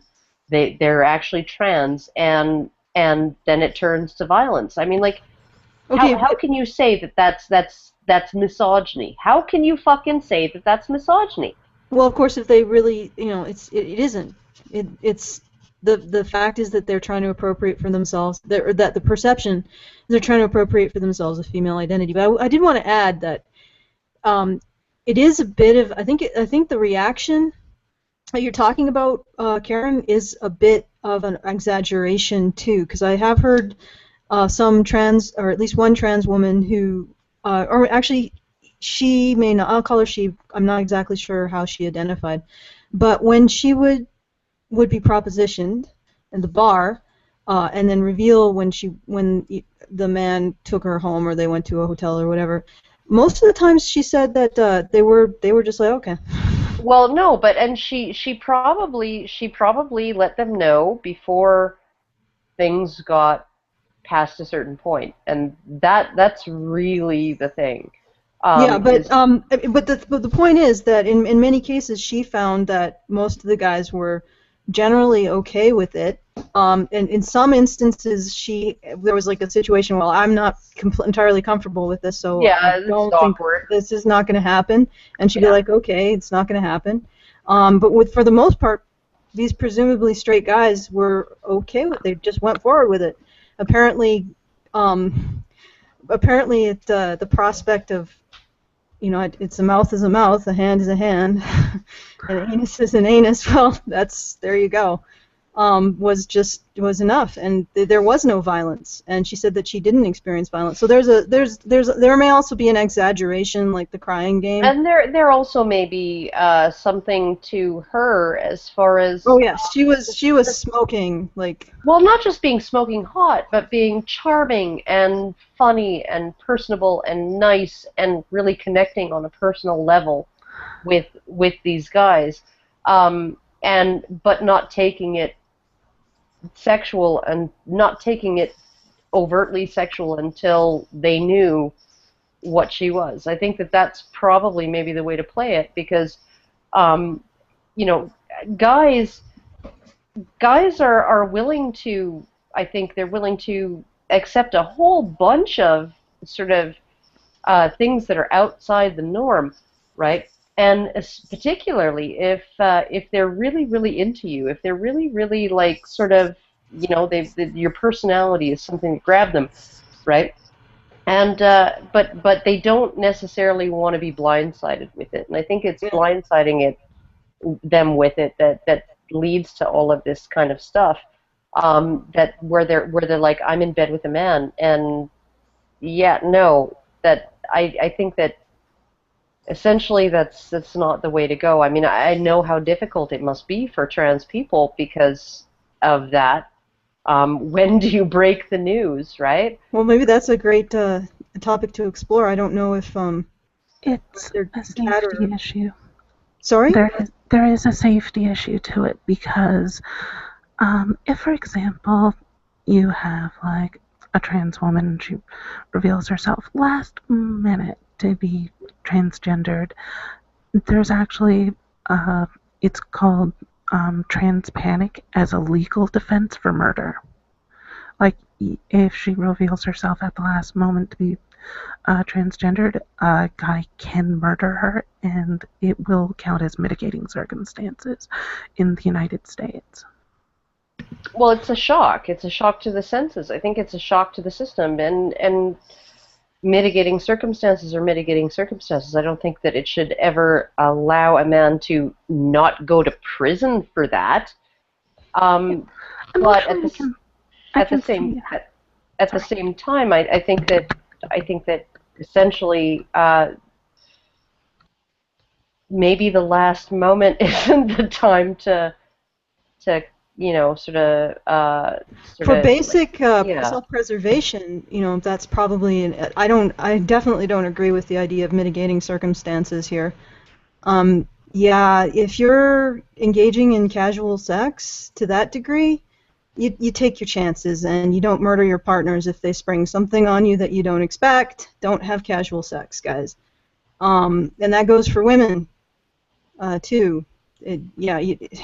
Just because your partner surprised you with something that you didn't know about beforehand doesn't mean that you get to say you were raped afterwards. If the Porsche was a rental, you were not raped. Okay, all right, but go ahead. I know Hannah wanted to speak. Well, Kat wanted to speak too. Sorry. Kat first. Okay, Kat, go ahead. Or maybe not. Maybe just Hannah. Kat, you're muted. Yeah, okay. I don't even remember what I was going to say. Go right ahead, Hannah. Okay. This kind of goes to the whole revealing something shocking in the middle of sex. At an intimate moment like that. As far as a defense for a murder charge, I think that's quite a bit much. But I can understand at least the reaction being bad to it. This is something that people probably don't understand simply because people fail to view men as whole people. When we're talking about sex, they think of men as sex machines that just want to get laid, and they don't think of the interest men have in companionship and the fact that an emotional connection is formed and intimacy is created, and that when a man gets involved with someone, that they're going to make a sex partner, even for casual sex. They do that when they're feeling a connection just like a woman does. It may not come across the same way, they may not voice it the same way, they may not put it on display in the same way, but when you create a situation where the person who just trusted you with that level of intimacy, just laid their heart out on the table to you in some way or another, when you make them feel like you've been dishonest with them, which I think is partly where the term trap comes from. It can create a panic, and it can create a resentment, an instant resentment and an anger, and people respond that way. As a defense for murder, no, but definitely I can understand that there would be a reaction. I mean, and to be fair, I've talked about this a little bit. I have scar tissue down there, and when in the past when I've had like new partners, I've discussed it with them ahead of time so that they wouldn't, and it's not even really prominent or really obvious. It's just something to talk about ahead of time rather than waiting until the last minute. And the idea that men don't deserve communication during a sex encounter is just cruel. Yeah, if a Israeli woman, if a Jewish Israeli woman can charge a guy with rape for having sex with her because she believed he was Jewish and not Palestinian, not Arab, honestly, yeah. Not even that. I just don't think that a person should. You don't get that close to somebody. You don't ask somebody to open themselves to you to that level without opening yourself too. You know, Well, it's not fair. Or admitting that you're Palestinian and not Jewish, right? Like, yeah. I mean, I wouldn't call it rape, but it was certainly shitty. Yeah, it was a douchebag move. Yeah. Absolutely. Okay. Yeah. Okay, people. Let's let Kat talk.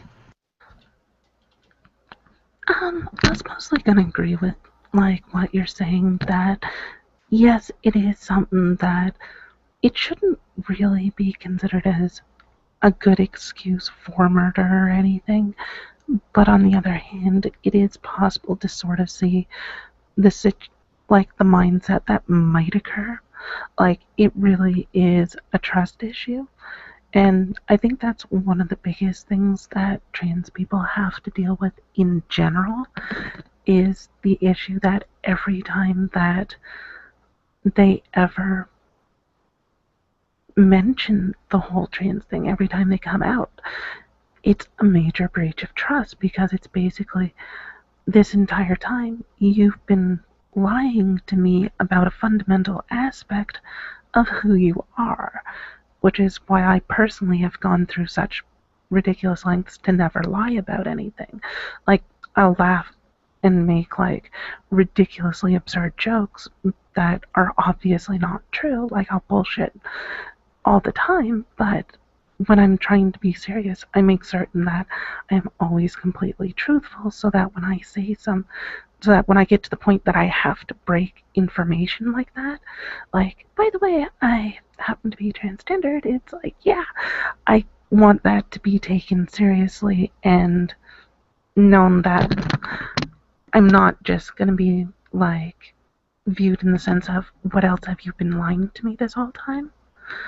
And the same thing applies when you're into a sexual encounter. At that point, it really is a very deep matter of trust. Even if it's one night stand, it has to be, you have to trust somebody, because you're both putting something at risk.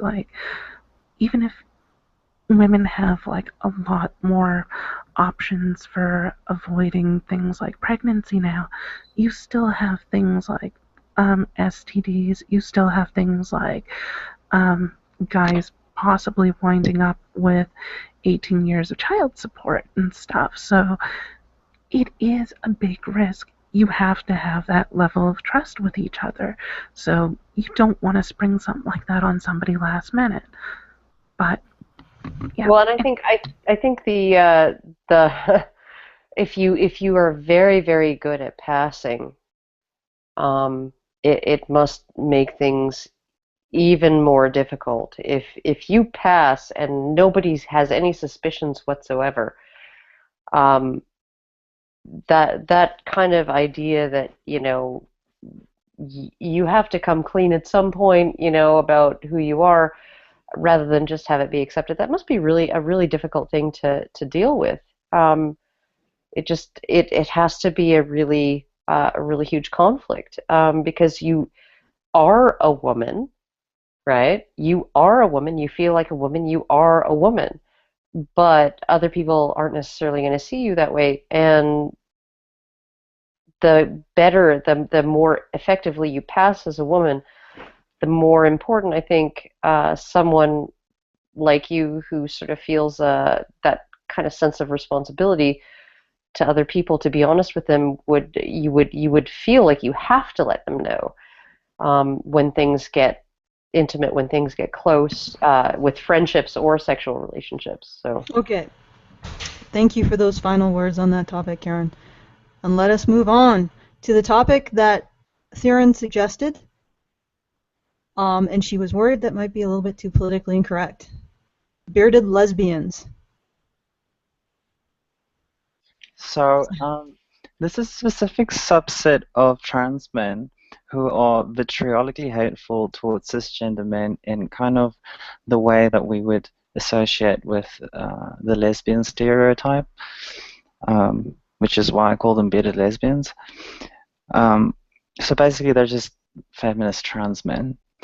And what specifically infuriates me about these men is that they weren't more likely to be ignored as babies when they were crying just because of their sex. They didn't have their marks knocked down in school by biased female teachers. They didn't have their genitals legally mutilated. They weren't more likely to be beaten and abused by an adult as a child. But then they have the audacity to voluntarily claim the label of man in their late teenage and adulthood, while at the same time vilifying the average man and dismissing, denying, and mocking men's issues. I mean, yeah, so that's Who the fuck are these people? I want to know. Send me some links. I'll fucking kick their asses. There are a lot more man-hating trans men than there are man-hating trans women, from my experience. I'll tell you that. Well, because those man-hating trans men never had to actually fucking grow up being treated as a boy or a man, right? And then they chose to become a man, and oh my goodness, all they see is their privilege, right? It's like I want to draw a comparison here that I think is effective for this argument, but I don't want it to be implied further than that. But in this context, one can compare it to Rachel Dolezal claiming that black people have no issues and they were never oppressed. In fact, they were the ones to oppress white people.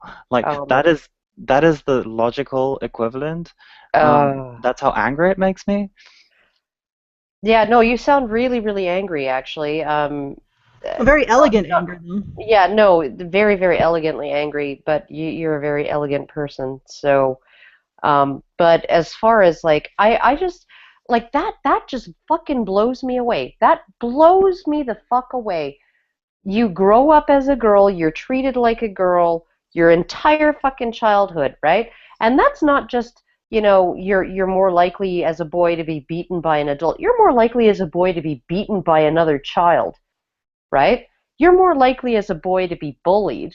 You're more likely as a boy to be pushed around, right? You're more likely as a boy to be injured in any capacity whatsoever, whether it's accidental or on purpose, right? You are more likely as a boy to have all kinds of horrible things happen to you and to have every adult in your life say, don't cry, suck it up, walk it off, play through the pain, right? And these girls come men. That's what they are. Girls come men, and of course they're going to be primarily feminists. Of course they're going to be primarily social justice warriors, because social justice warriors are the most coddled, fucking pampered, wrapped in cotton wool and bubble wrap people on the face of the fucking planet. The trigger warnings, microaggressions, fucking protect me from other people's words, right? These are people who have never had to fucking endure a hardship. They've never had to stand there at the fucking counter in the grocery store and think, oh, should I buy juice or should I buy milk? Because I can't afford both and I have 2 kids to fucking feed, right? They've never had to fucking do that. Their moms and dads paid for their university educations, right? They've been raised in the fucking lap of luxury with helicopter parents who monitored their every fucking movement, right? And saw to their every fucking grievance. This is what these fucking girls come men are. And that's not every trans man. I can guarantee you it's not every fucking trans man, right? But the ones who identify with social justice warriors, right? They are, they think they've graduated into a position of superiority and privilege. This is the bizarre fucking thing. You know, like trans women, right? They get attracted to social justice warriors because they're like, oh, everybody hates me now. It must be trans misogyny, right? Okay. These trans men are like, oh, yeah, no, now I'm superior. Now I'm like above all of these, you know, these women. These women are all under me, and I just like have everything I ever wanted. I've got privilege and all of that shit. right? But except for I only have it in the context of living in this fucking bubble of social justice warriorism where you're not allowed to say the most qualified person should get the job. Very good. I think I'm good. I think I'm done. Wow, that was a really abrupt stop. Are you sure? I think so. I think so. Or you need to go sit down or have a cigarette? I'm sitting down and I'm smoking, so I think I'm okay. All right. All right. All right, let me see. Is there anybody else that wanted to speak to this topic? Because otherwise we can move on to the next topic. We have quite a few. I'm not hearing anyone. Let's move on. All right, so let's talk about the trans community. Theryn, you had some really interesting concepts, or I thought some statements. Sometimes that makes you two up because I have. Oh, no, actually it was Kat. I apologize. But I think you both had some interesting things to say because, Kat, you were talking about how there really is no trans community. And you, Theryn, were talking about how the identity of trans actually is a contradiction to the feminist concept of like a socially ordained gender. So I thought that was interesting. Two topics that we could cover before we go into sissy culture, and then we slide out the chute into the darkness of the end of the show and the interwebs and the spaghetti. And now I'm just yapping. Why don't we go with trans spaghetti community? And darkness. Spaghetti and darkness. The great undulating ball of spaghetti in the sky. Okay, let's go with the trans community. Kat, lay your thoughts upon us. We'll wait. Cook those thoughts up. Hello? Pick up, Kat. Kat, you're muted. You're muted. Her audio's dead. Her audio died. All right then. No. Would you guys like me to talk? Sure, you can. Yeah, actually, since Kat can't talk, Kat's got Kat's tongue. Let me just read out what she wrote as a sort of a summary of the topic. There's no real thing as the trans community, despite it being mentioned constantly. When the end goal for the vast majority of people is not to be classified as trans anymore, and they actively don't want to be known as such, it makes it difficult to band together for anything. There's no common similarity either. At least feminism has a similar ideology to stand behind. Gay and lesbians have their gender and sexuality. All lesbians are both female and are attracted to women. But there's no common ground among trans women except for being trans, and a large number of those people fall into the more trans than thou side of things, where they justify their own transness. They attack others for liking things like not having the money to transition, or how old people were when they were identifying as trans and such. Basically, there's no real common ground and a lot of internal one-upmanship in a bad way. There's nothing you can really call a community, only very isolated small packets of vague similarity, but nothing strong enough to truly hold it together with any real sense of community. The places that strive to be the most safe space worthy are also typically the worst by far because they tend to draw in the worst fanatics that attack everyone. Okay, Theryn, go ahead. Sure, unless Kat's. I think Kat's probably having sound issues, so just okay, go ahead. I'll just continue. Okay.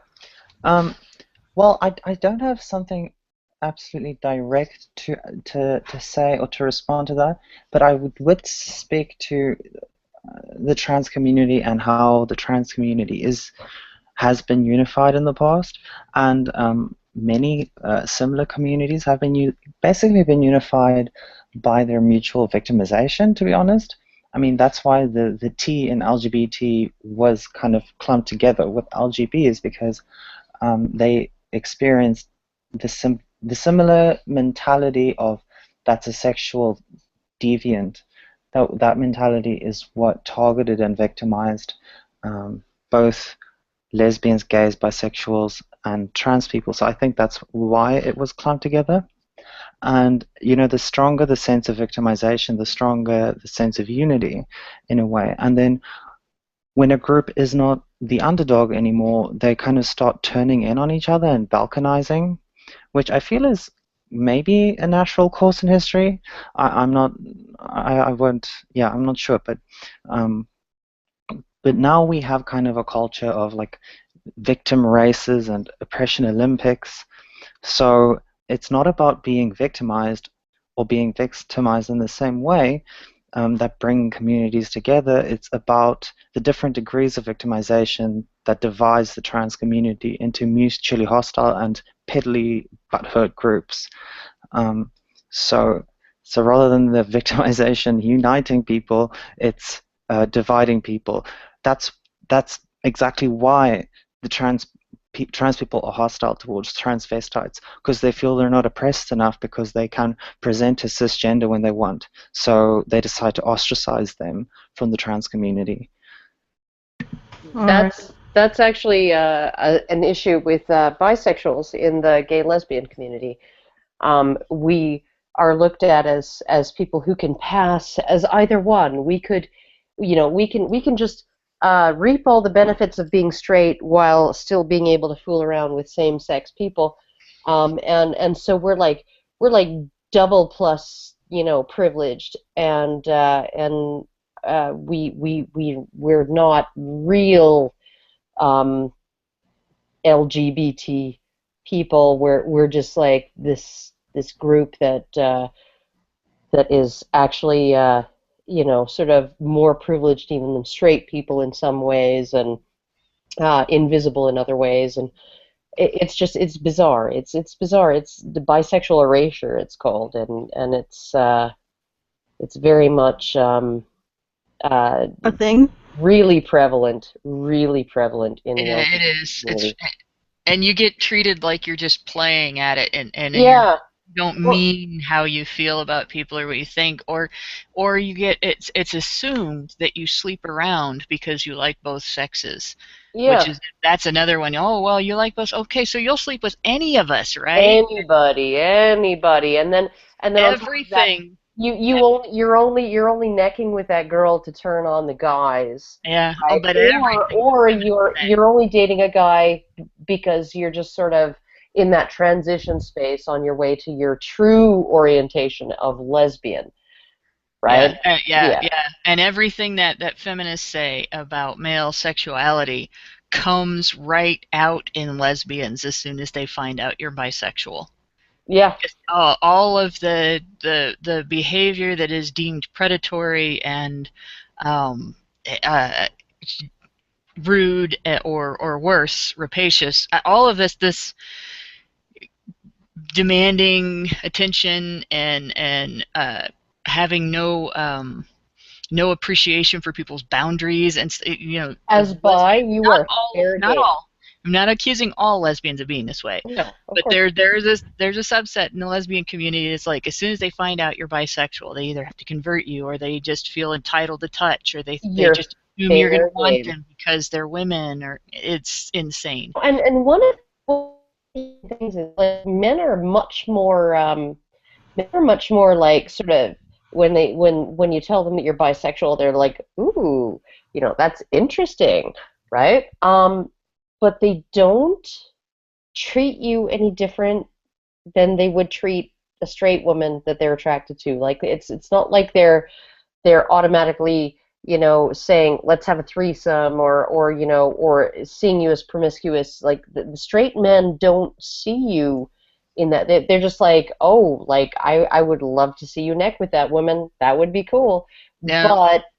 But I'm going to relate to you the same way I would relate to a straight woman outside of that, right? And with women, it's like, it's this license to just kind of slather their sexuality all over you, whether you want it or not. And and a lot of the women that I've found that really abuse this are straight women.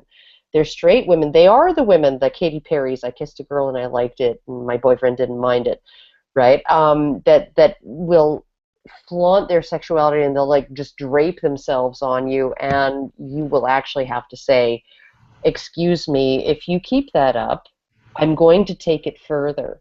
Okay, guys, this is off topic, so I'm going to move it back on topic, and I'm just going to point out. It's just kind of an interesting thing about the LGBT community, that if you're not 100% cis straight, cis gay, or cis lesbian, it's like you don't fit in. Like there's really no place to fit there.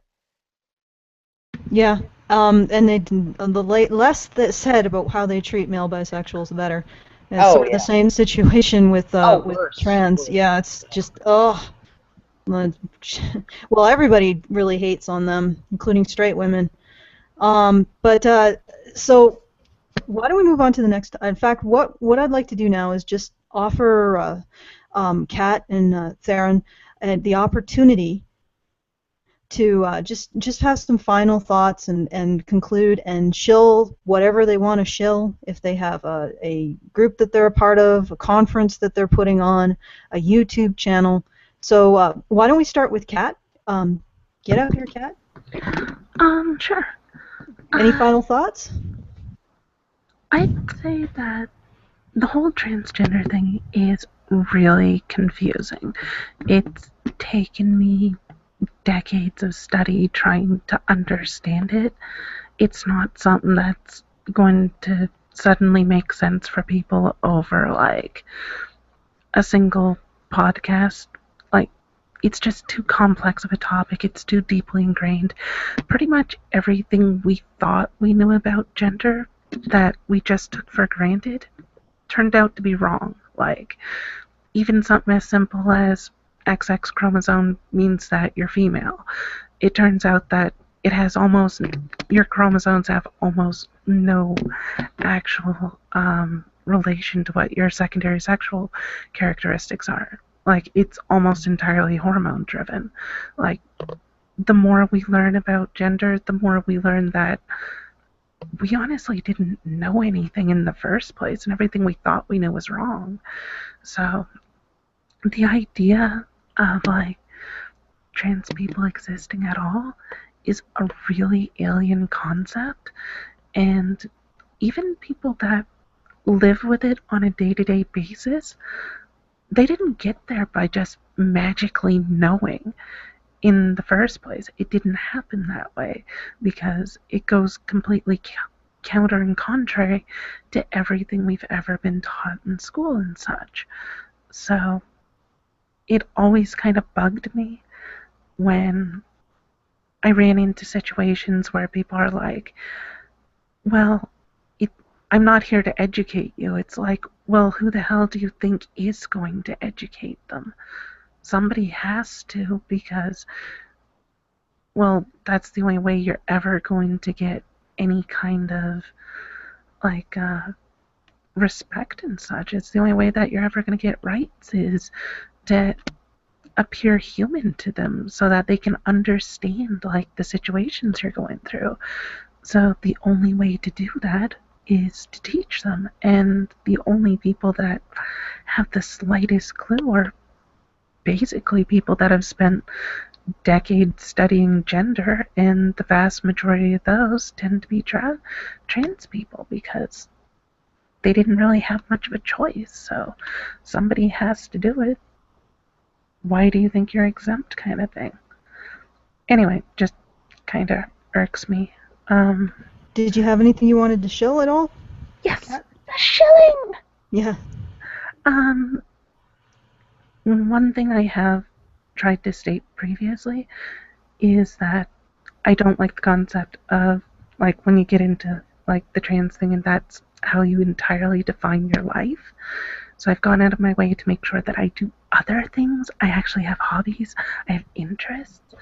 One of those is I am a writer and author, a game designer. Right now I'm working on a very high-end tabletop role-playing game called Seorsa.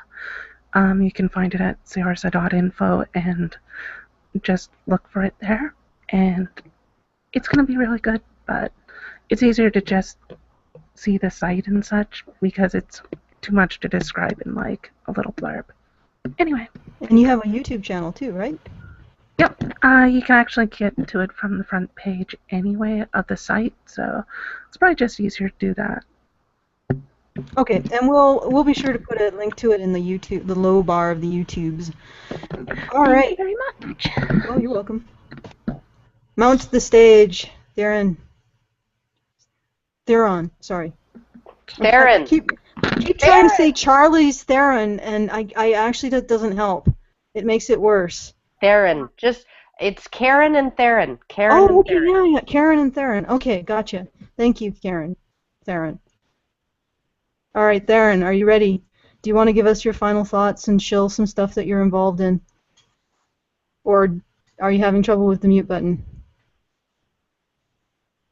Uh-oh.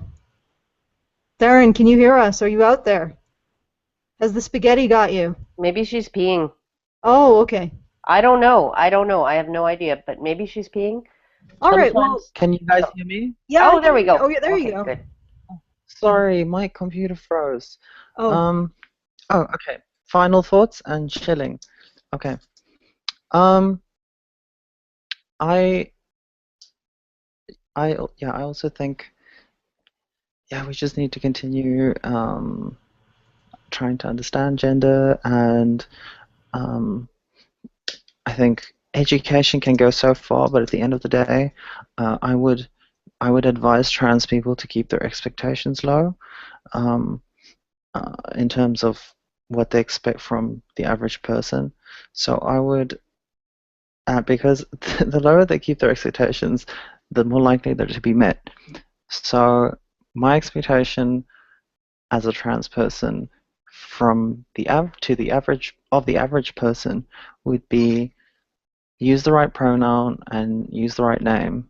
Other than that, I'm just a human being to you. And I think it would do trans people well to just leave it at that when you're dealing with society, and try to depoliticize your identity. And in terms of what you expect of other people, just the right name and the right pronoun. And I think it should honestly end there, unless they're like close friends or close family members. Then it obviously gets more complex. So that's just my kind of thoughts and advice for trans people out there. Quit being a victim. Nobody ever said being trans was easy. Or at least don't define yourself solely as a victim. Yes. Well, I'm not trying to say that being trans is easy. No. I mean, what you're saying essentially is nobody ever said being trans was easy. It's a difficult position to be in, and I think just getting to the point where you can accept that it's not going to be easy is probably half the battle. Yeah. I had such a releasing. Sorry, Alison, you want me to wrap up? Sorry, I'll wrap up. No. Actually, this is not actually a wrap up. We're going to go into sissy culture after this, but I wanted to make sure that you got your thoughts on whatever final thoughts you had on trans issues and your own experiences being trans. So if you're leaving right now, if you're an audience member that's leaving right now, you're going to miss part of the show. But no, I'm not leaving. I thought you meant I meant wrap up my thoughts on this topic. Oh yeah. Wrap up. I'm going to interrupt for a second because I am going to have to leave. But chat is also asking about if you have a YouTube and stuff. So please feel. I will share that. I just wanted to finish my thoughts. Okay. Is that okay? Go right ahead. Definitely. Okay. No, I just think this is important because I realize that one of the biggest problems, or one of the biggest enemies of trans people is themselves, and we can often get trapped in a victimhood mentality. I used to be quite the social justice warrior myself. Just a few months ago, just earlier this year, I've changed a lot since like January. I used to be a lot more SJW-esque, and it's so toxic to your psychological state, being in a constant state of everyone's out to get me, and the whole world is structured in such a way as to oppress me. And when I changed my mindset, half of my problems went away. So if trans men and women and non-binary people want to make their lives easier, they should start with themselves. And then maybe they can think of re-engineering society, but they should really start with themselves. Okay. Other than that, I have a YouTube channel. It's just my name, Theryn Meyer, THERYNMEYER. And you can add me on Facebook with that name as well. I'm happy to talk and exchange ideas. And I'm also the president of the Simon Fraser University Advocacy for Men and Boys. And you guys should maybe check that out because I think that would interest you. Yes, I'll give you a link, Alison. And you can find the SFU A and B just by typing in sfuamb.com. That'll redirect you to our Facebook page because our website is currently under construction. And I will give Alison a link to my YouTube as soon as I bring it up, as I get it. But yeah, and then my Facebook page is just my name. You can just search it. You'll probably find me because very few people have my name with that spelling. So THERYNMEYER. And also, Theryn has the most stunning, unbelievably gorgeous, intense eyes. I thought Alison was the person who took the cake for that when I first saw her on video, but nope. Theryn has even eclipsed Alison as far as the intensity of her unbelievable eyes. Oh my God, you have to see them in person to believe them. Holy shit. Same with Alison's, but I think Theryn has an edge there. So. Oh, thank you. All right, before we head into the next topic, I'm going to say goodbye to everybody. Hugs to all. I got to go to work. Okay, goodbye. Bye, Goodbye, Hannah. Talk soon. All right. Good night, Hannah. All right, let's get into the next topic. Anna, are you ready to do your reading? I am indeed. All right, then take it away. All right. Sissy culture. The concept of the sissy is found within gay male culture as well as in BDSM context between submissive males and dominant women. Traditionally, we're familiar with that word as a particularly hurtful synonym for an effeminate male, denoting cowardice and dependency that is generally evoked to produce feelings of shame or humiliation. In a gender nonconformist context, the term often refers to a biological male who willingly and eagerly mimics hyper-feminine behavior and dress for the sake of sexual gratification. The term sissy was a derivation of sister and came into widespread use in the 60s and 70s when culture was influenced by macho stars of the silver screen and as gender binary roles were strongly enforced. Many closet cross-dressers and homosexuals avoided that label in public at all costs, as it was a surefire way to invite scorn from other men and disgust from women, basically a social suicide. For these effeminate men, all the clothing choices of lace and frills along with girly colors like pink and yellow became a secret pleasure in which the sissy indulged in, usually away from the public eye. Most sissies hold the feminine in the highest regard and adorn themselves with clothes that most strongly accentuate the feminine style, both in homage to and as a reminder that they are emulating something that could never be. Growing up with a gentle mindset and predisposition to enjoy all things feminine, they do not feel like women, but they no longer feel like men either. In the words of a sissy crossdresser, often when you come upon social profiles of sissies, they are seeking a strong master or mistress to train them. This is yet another way of saying, bring out the girl in me and suppress the male, please. Noted, there is a call for a sharp definitional line between those who practice transvestic fetishism or cross-dressing and those who strongly identify with the opposite gender beyond a sex act or clothing choice. In fact, there's a community of trans activists, as noted by Tumblr entries and a recent Honey Badger Radio interactions on Twitter, that actively believes that sissy culture harms transgendered women, and even goes so far as to claim that they are degendered by the choice of males to engage in cification practice. In BDSM practices, forced feminization or cification is pursued to achieve sexual arousal or feelings of guilt or sometimes both. It should also be noted that men who engage in subordinate role play by virtue of being submissives, no matter the situation, will find themselves humiliated in whatever way the female dom chooses, regardless whether or not the submissive is experiencing sexual gratification. For those who choose the sissy path, reasons behind such desires remain varied and mysterious, but there's an undeniable relation between sexualization of reversal of traditional gender roles. It is worth mentioning that sometimes trauma can be incorporated into sexual desire, and humiliation can take on a paradoxically pleasurable quality. For others, perhaps, gender fluidity requires a frequent outlet for feminine or gender nonconformist desires to be met, which can only be found in dressing in pink frills and voluminous short skirts. It is a paradoxical avenue to be both debased and elevated at the same time by societal standards.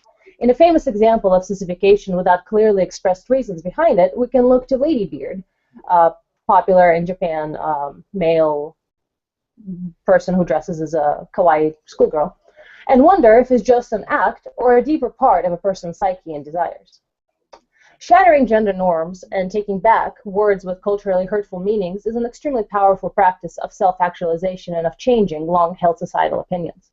Whether it be witnessing a muscular man in fishnets and heels or a perfectly respected intellectual donning a schoolgirl outfit on the weekends, there's a need to decouple shame from sexual expression and challenge the gender binary, and with it, lack of inclusiveness for those who don't belong in any particular group.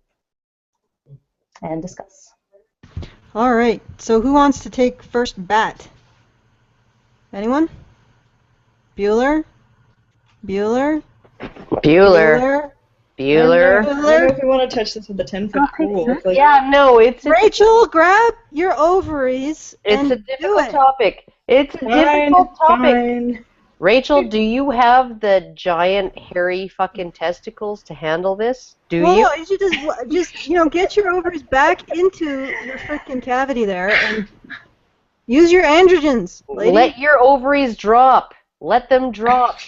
I mean, I could pontificate more on the subject if Well, we could. The thing is that, oh gosh. Well, I looked into this a little bit, and there is this entire culture around forced feminization and this fetishism and things like that. But I don't know.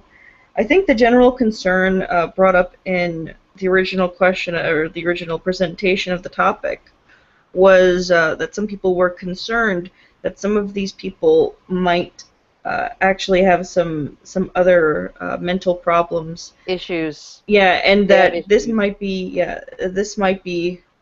right, better way of handling it. I briefly touched on that in my description, in the sense that trauma can become sexualized, so somebody who experienced a lot of name-calling can take it back. However, I do feel like there's a difference between men who choose to dress that way in order to elevate the feminine in them versus men who are forced to be humiliated by female doms, as I'm not so sure about my interpretation of it, but I'm about 80% likely, it seems about 80% likely that a lot of female doms put their subs through practices that the subs do not find pleasurable, and that's kind of the whole point.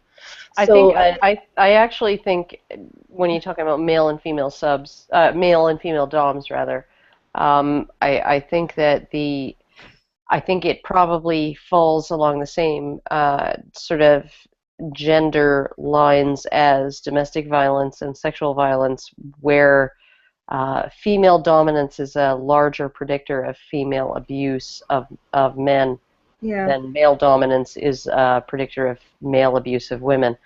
I think that essentially some of these female doms, I would guess that some male doms are abusive, but I would also guess that some female doms are that maybe a greater proportion of female doms are abusive.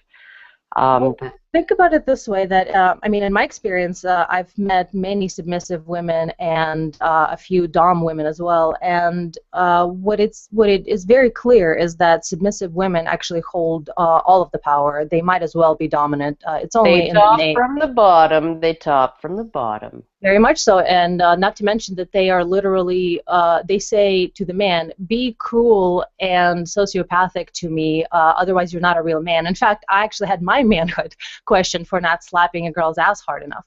And so they force you into this position of cruelty by virtue of, prove yourself, but they are also requiring you to literally risk your life, jail time, in order to give them a beating. Yeah. Which doesn't translate into the female dom situation. Not at all. Not at all. Not at all. No. Female doms they operate with absolute impunity.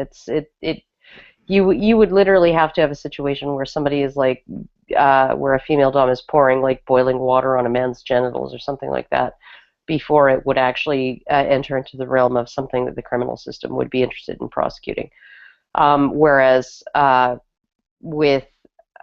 with dominant men who are just generally dominant in bed, or with women who want their men to be dominant in bed and sort of prod them into doing it, you have any number of angles where you can prosecute that man for just like annoying you. Like he annoyed me. He woke me up by like, cupping my boob, and that was sexual assault, and now he gets to go to jail. So yeah, no, there's that woman. I think that this pattern, this specific thing follows the pattern of domestic violence and other forms of sexual violence, wherein female dominance is a major predictor, a much bigger predictor of female abusiveness than male dominance is of male abusiveness. Okay. Actually, stay away from doming and any kind of shoots and porn where I'm invited to do ball kicking or things like that. I definitely do not appreciate any of that in the sense that I'm not sure of the mental state of men who, basically, it seems to me that there's such a desire to be involved with a woman and involved in a sexual context that they will forego any amount of pain and displeasure in order to be a part of that, and I just can't stand being part of that system.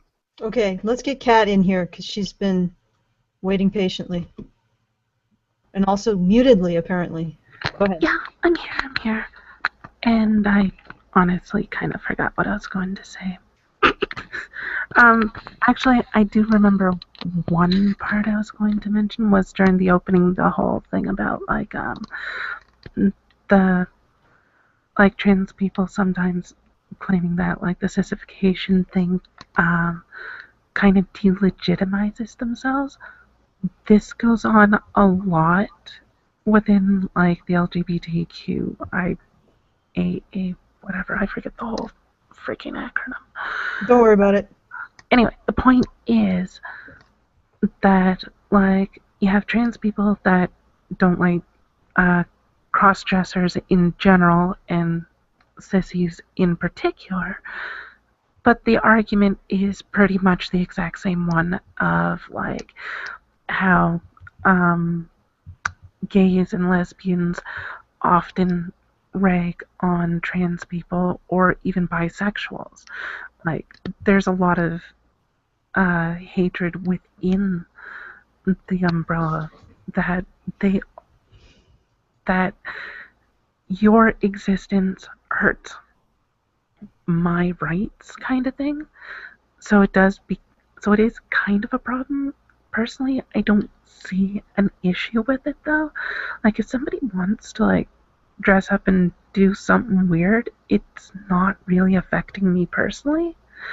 And it really shouldn't, like, no matter what it is they want to do. Like, stuff between consenting adults, don't fucking care. Go do whatever you want to do in the bedroom. So, I don't know. Okay, Karen, I think you got to mute. I actually like hit the mute button and it didn't. Okay, all right. Now you're hitting it just randomly, and it sounds ridiculous. It's like, you know what? Just stay there, stay muted. We'll all be safe. No. I could say what I was going to say before you guys stepped all up on my metaphorical nuts. Okay, honestly, girls. Just saying. What I was going to say is that, I mean, this is kind of like any other kind of fetishism. I mean, it's good points. Like it's got its good situations and its bad situations. It all depends upon who is participating and how they are participating. But outside of that, I really don't have much of an opinion. You know, that was all I was gonna say. Okay. Move on. Done. But you don't have much of an opinion. Hey. Well, what from those deep and profound words on the topic from Rachel? Yeah. Not having much of an opinion. I will. I'd actually wanted to point something out there. Cification is also a punishment that was meted out towards men. I think a century and a half ago, if they felt if the women folk of their family felt that they were too rough and masculine. So I mean, there's also that aspect to it too. This idea that it is a punishment. I wanted to put that out there. Does anybody else have anything else to say? Oh, I remembered what I was going to say, yeah. Excellent. Go ahead. Go ahead with it. Part of the issue seems to be, or at least from what I've seen, because I did have an ex that was into cification, was that they wanted to look at it from the viewpoint of they were basically idolizing the female body and everything that's feminine, while at the same time viewing it from the sense of, I'm not a real woman, I will never be a real woman. The idea is that, oh, well, I'm just almost a caricature of a woman, so that it's really hard to put into words. It was really weird the way that they viewed it, but the concept was that they did it in a way that it was a punishment because they were less of a man by being feminine, but at the same time they weren't a woman either, so they were kind of intentionally locking themselves sort of in the middle, in sort of a weird sort of gray area kind of thing. So, but that was what my ex's particular mindset was. I don't know how it applies to others, though. That actually jives really well with some of my research, and I wished I could get it directly from the horse's mouth and have an actual sissy on the show or gotten in contact with one. But through the readings of sissy-minded people that I've done, I went from this idea that they're interested in humiliation like any other sub to a polar opposite through their readings, that it seems that it's exactly what Kat is saying, that there is this element of very much putting the feminine on a pedestal and idolizing everything feminine, and by donning it, there is this element of, yes, I am not a woman, I could never be a woman, so it's almost a mockery by seeing the male features under the female clothes, and it's sort of a self-punishment that I guess somehow becomes sexualized, that it is seeing something from two perspectives. One is that I will never be a woman, look how ridiculous I look in this, but on the other hand, it's still pleasure from that experience, and they enjoy seeing the feminine garters and the laces and things that are very evocative of the feminine on their own body. And it's a very curious aspect of being in this middle ground of not quite a male and not a woman, wanting to be a woman, but also mocking oneself for not being one. And it's quite an interesting, and it was really hurtful to me to see the transgender activists be so mean to sissies and crossdressers, and the very idea that it degenders, that somebody else has any effect on your identity, especially somebody who is struggling with their own identity, was particularly vile, I think. Honestly, I think I would not have such a problem with so much uneasiness with the idea of sissy culture, the sort of the men who go for the extreme humiliation and the stiletto heel on their scrotum and the whole bit. I would not have such a problem with it if the culture surrounding it, the mainstream culture surrounding it, wasn't what it is. the mainstream culture is essentially telling men that, you know, at best you're Dilbert or Ray Barone or Homer Simpson, right? You're like a goof off. You're an idiot. You're not useful to anybody. We had a monk debate in Canada last year. Be it resolved, men are obsolete. 2 years ago, I think.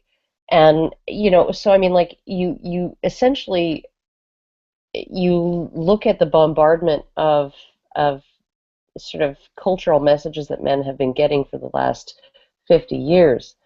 And yes, there may be some men who just sort of naturally gravitate toward this, right? But some of them may be just kind of trying to integrate their public identity with, you know, their personal identity. They're trying to, or their sexual identity. They're trying to make everything fit. And when the entire culture is kicking you in the nuts, right? Maybe sex is just an exercise in being kicked in the nuts. Maybe that's all it is. You know, when you look at women who have rape fantasies, right? 90% of the rape fantasies that women have are what are called erotic rape fantasies. They are fantasies surrounding I'm being forced and I love it, right? But about 10%, right? There's a very, very, you know, there's a small minority of women who have fantasies that are aversive, rape fantasies that are aversive. I'm being forced and I hate it. And those are the women. I'm not concerned with the women who are having the bodice ripper fantasies about the pirate who wants to force them, you know, to, you know, is going to rip their bodice and like and force them, and like just before he penetrates her, she's like, oh yes, in the privacy of her own mind, right? I'm not concerned with those fantasies, right? Those are absolutely healthy fantasies, right? But those aversive fantasies, the fantasies of I'm being raped and I hate it. I'm being gang raped by a bunch of men, and then before they leave me lying in the alley among the used needles and used condoms, they all spit on me and then walk away, right? Those are the fantasies. Those are the women that I have some serious concern for. I have to wonder if there's maybe something not healthy there that they're exercising through their fantasies, right? And I think that the same thing applies to this sissy culture thing, with the stomping on the scrotum with the stiletto heels, kicking in the crotch, you know, all of these extremely humiliating acts. Humiliation, it can be fun, but to a point, right? But when it goes beyond a certain point, you have to wonder, is there something else there? Is there some kind of pathology there? Is there some kind of like trauma that they're working out or trying to avoid working out? And that's my concern with all of this. It's the same concern that I have with women who have aversive rape fantasies. Go ahead, Theryn. Are you? Yes, I'm here. I just, well, preemptively, I'd like to say I don't know too much on the subject, so I apologize if I come across as a newbie. But from my experience, just sissy culture, cross-dresser culture, and even drag culture is always a form of freedom or freeing oneself through escapism. And I find it very telling. I mean, it says a lot about gender and culture. If men are fleeing from masculinity to femininity, yet you don't really see much of a female to male counterpart as much. So it's just interesting that femininity in that sense is synonymous with freedom in a way, or at least in a form of escapism. Did you want to say something, Kat? Well, you do get tomboys, but it's not quite the same thing. It's not like they're there's not fleeing a from their femininity. Yeah, that's what I meant. There's no direct parallel, at least. And just one thing, just the fact that a lot of these men, a lot of these sissies are in a way escaping, just makes me worry that they're sometimes escaping from something serious. So they might be in some serious pain, and that must be, I'm sure that's something that's very important to consider in these situations. Oh yeah, it's interesting you both bring that up because it seems to really blow a hole in the idea that male privilege, as we've been talking about. There is a tremendous amount of leeway and privilege to being female in our society, and I've actually witnessed over multiple years of going to a convention the same a boy, a man who progressively started becoming more gender fluid in the aspect of just like wearing a dress one year and then next year he has a purse, and it's like talking to him, it's not that nothing's changed about the way he behaves.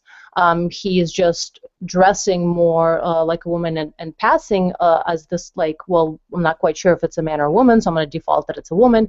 And there's a lot of things like that happening where people choose, well, they don't choose, but they notice that society punishes them for being male and treats them a lot more harshly when they're a man. There's a lot more things to live up to as a man, but then when they become in this amorphous zone of not sure if it's a man or a woman and people default to treating them as a woman, there's a lot more gentler and considerate behavior that is presented towards them. And so it's kind of a way of a path of least resistance to choose the feminine versus choosing the male. I mean, as we noticed, the person who lived as a man for a year had to go to therapy afterwards because male privilege doesn't exist, and in fact there's a tremendous amount of female privilege in the way people treat you. Now, not saying this goes for any kind of gender nonconformism, like very overtly transsexual people who don't pass. There's obviously elements of judgment,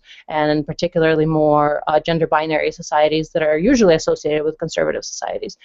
There's a lot of vitriol directed towards gender nonconformity, but in more liberal circles and more open, I guess, non-authoritarian circles, there is a tremendous amount of leeway and gentleness and consideration that is given to those who appear feminine than those who appear masculine. So I think that is a big reason behind the exodus from the male gender towards the feminine. I just wanted to also say, if anybody wants to really sort of have a glimpse into what the life of some young men are today, I would suggest you go and read the archives that were logged on A Voice for Men from Radical Hub, which is a website that used to be owned by Kathy Brennan. It's defunct now. But essentially, Radical Hub was a website where feminists could go on and talk about reducing the male population, chemically castrating them by tainting the water supply, whatever we have to do to eliminate the monstrous nature of men and essentially neutralize them so that they will no longer be horrible, horrible, monstrous people. Some of the conversations on that website were absolutely atrocious, and when Voice for Men was featured in an SPLC Southern Poverty Law Center blog post as a misogynistic site, A Voice for Men said, okay, so we're a misogynistic site, what about Radical Hub?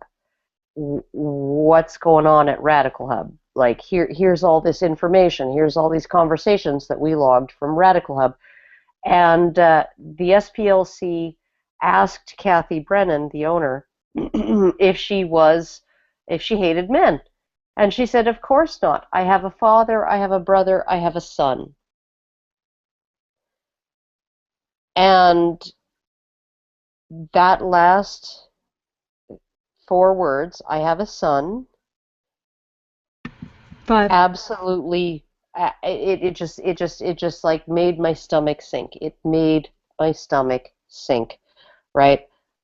I have to wonder whether some of the men who go super hardcore into this kind of, they don't have gender dysphoria.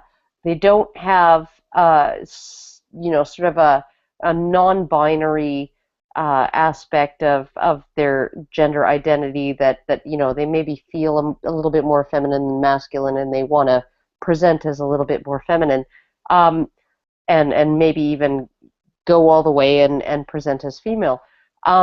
These are men who want to be emasculated. That's what the men who want to be emasculated, those are the men who have been taught that masculinity is like evil, it's foul, it's nasty, it's horrible, it's abusive, it's predatory, it's monstrous, it's bestial, right? That's what these men have been taught their whole lives.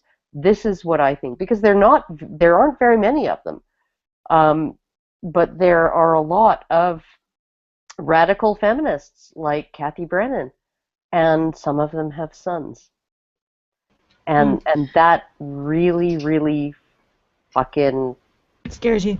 Yes. And it is 5 words. Or well, I wanted to actually bring in this really quickly. I'm not going to go into it really heavily, but when you guys were talking about the idea of being a man is so difficult that some people want to escape from it, my immediate thought was this documentary that I've watched on a community called Maskers, or the Rubber Doll community. And what they do is they have a tendency they wear masks and sometimes latex bodysuits where they dress up as women, and it's sort of an escape into a different identity where they feel like they get noticed and complimented and treated as if they are special for the first time in their lives.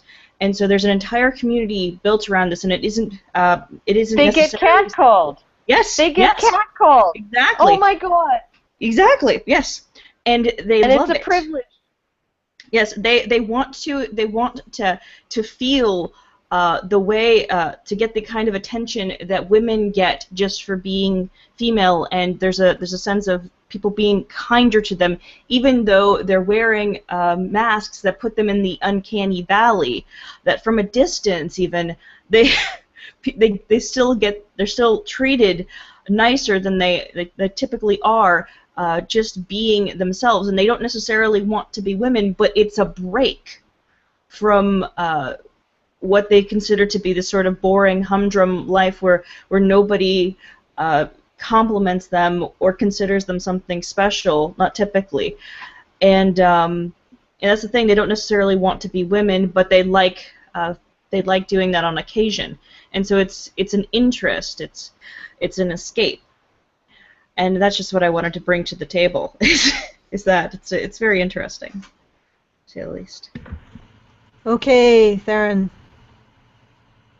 I just really quickly wanted to say that comment on something Anna said.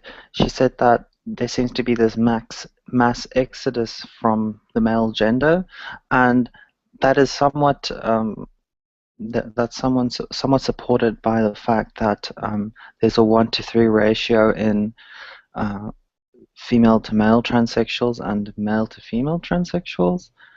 That might be related. I don't know. But it's interesting that there's a larger proportion of trans women than trans men. I think that might have to do with, just very, very quickly, I think that might have to do with environmental estrogens and things like that. Although there is one aspect that may not have to do with environment, and that's the fact that trans women are more likely to be lesbian than trans men are to be gay. Well, yes, that's certainly true, but at the same time, if you look at some of the most recent research on environmental estrogens and their interference with male sexual development in the womb, and some of the culprits, some of the most phthalates, bisphenol A was a big one, and that's been banned. but phthalates are the bastion. They are the backbone of the soft, safe baby toy industry, and they essentially attach to testosterone receptors in infant boys, and they essentially block testosterone from attaching to those receptors. And we have babies putting this shit in their mouths. But even before these modern chemicals these endocrine disruptors were throughout all of our environment, I believe that it was more common for men to identify as the two spirits, for example. I think that maybe part of that has to do with the fact that the male gender role is much more rigid and strict, and the female gender role, even among chimpanzees, even among macaques and capuchin monkeys, is much more relaxed. If you even look at toy choices among monkeys, if you look at the toys that the males choose, the juvenile males choose, it's almost all 100% trucks and things like that. And if you look at the females, it's half trucks and half dolls. If you look at stick-carrying behaviors with boys, they carry them almost all the time like weapons, and with females, they carry them half the time like weapons or tools, and the other half the time like babies, right? Essentially, I think that the female gender role is just more flexible. And so, essentially, women who maybe are like me, women who are tomboys, women who are a little bit rough around the edges, who are a little bit masculine, have a wider leeway to express that within the realm of what is considered female than men do. Men do not have that luxury of being a little bit feminine and still being considered men, or at least okay. So if this is biological, how can you explain the fact that, for example, if they look at gamers, there are more male gamers playing female characters and preferring to play female characters than there are female gamers preferring to play male gamers? Because when you're a female character, you get shit, you get stuff.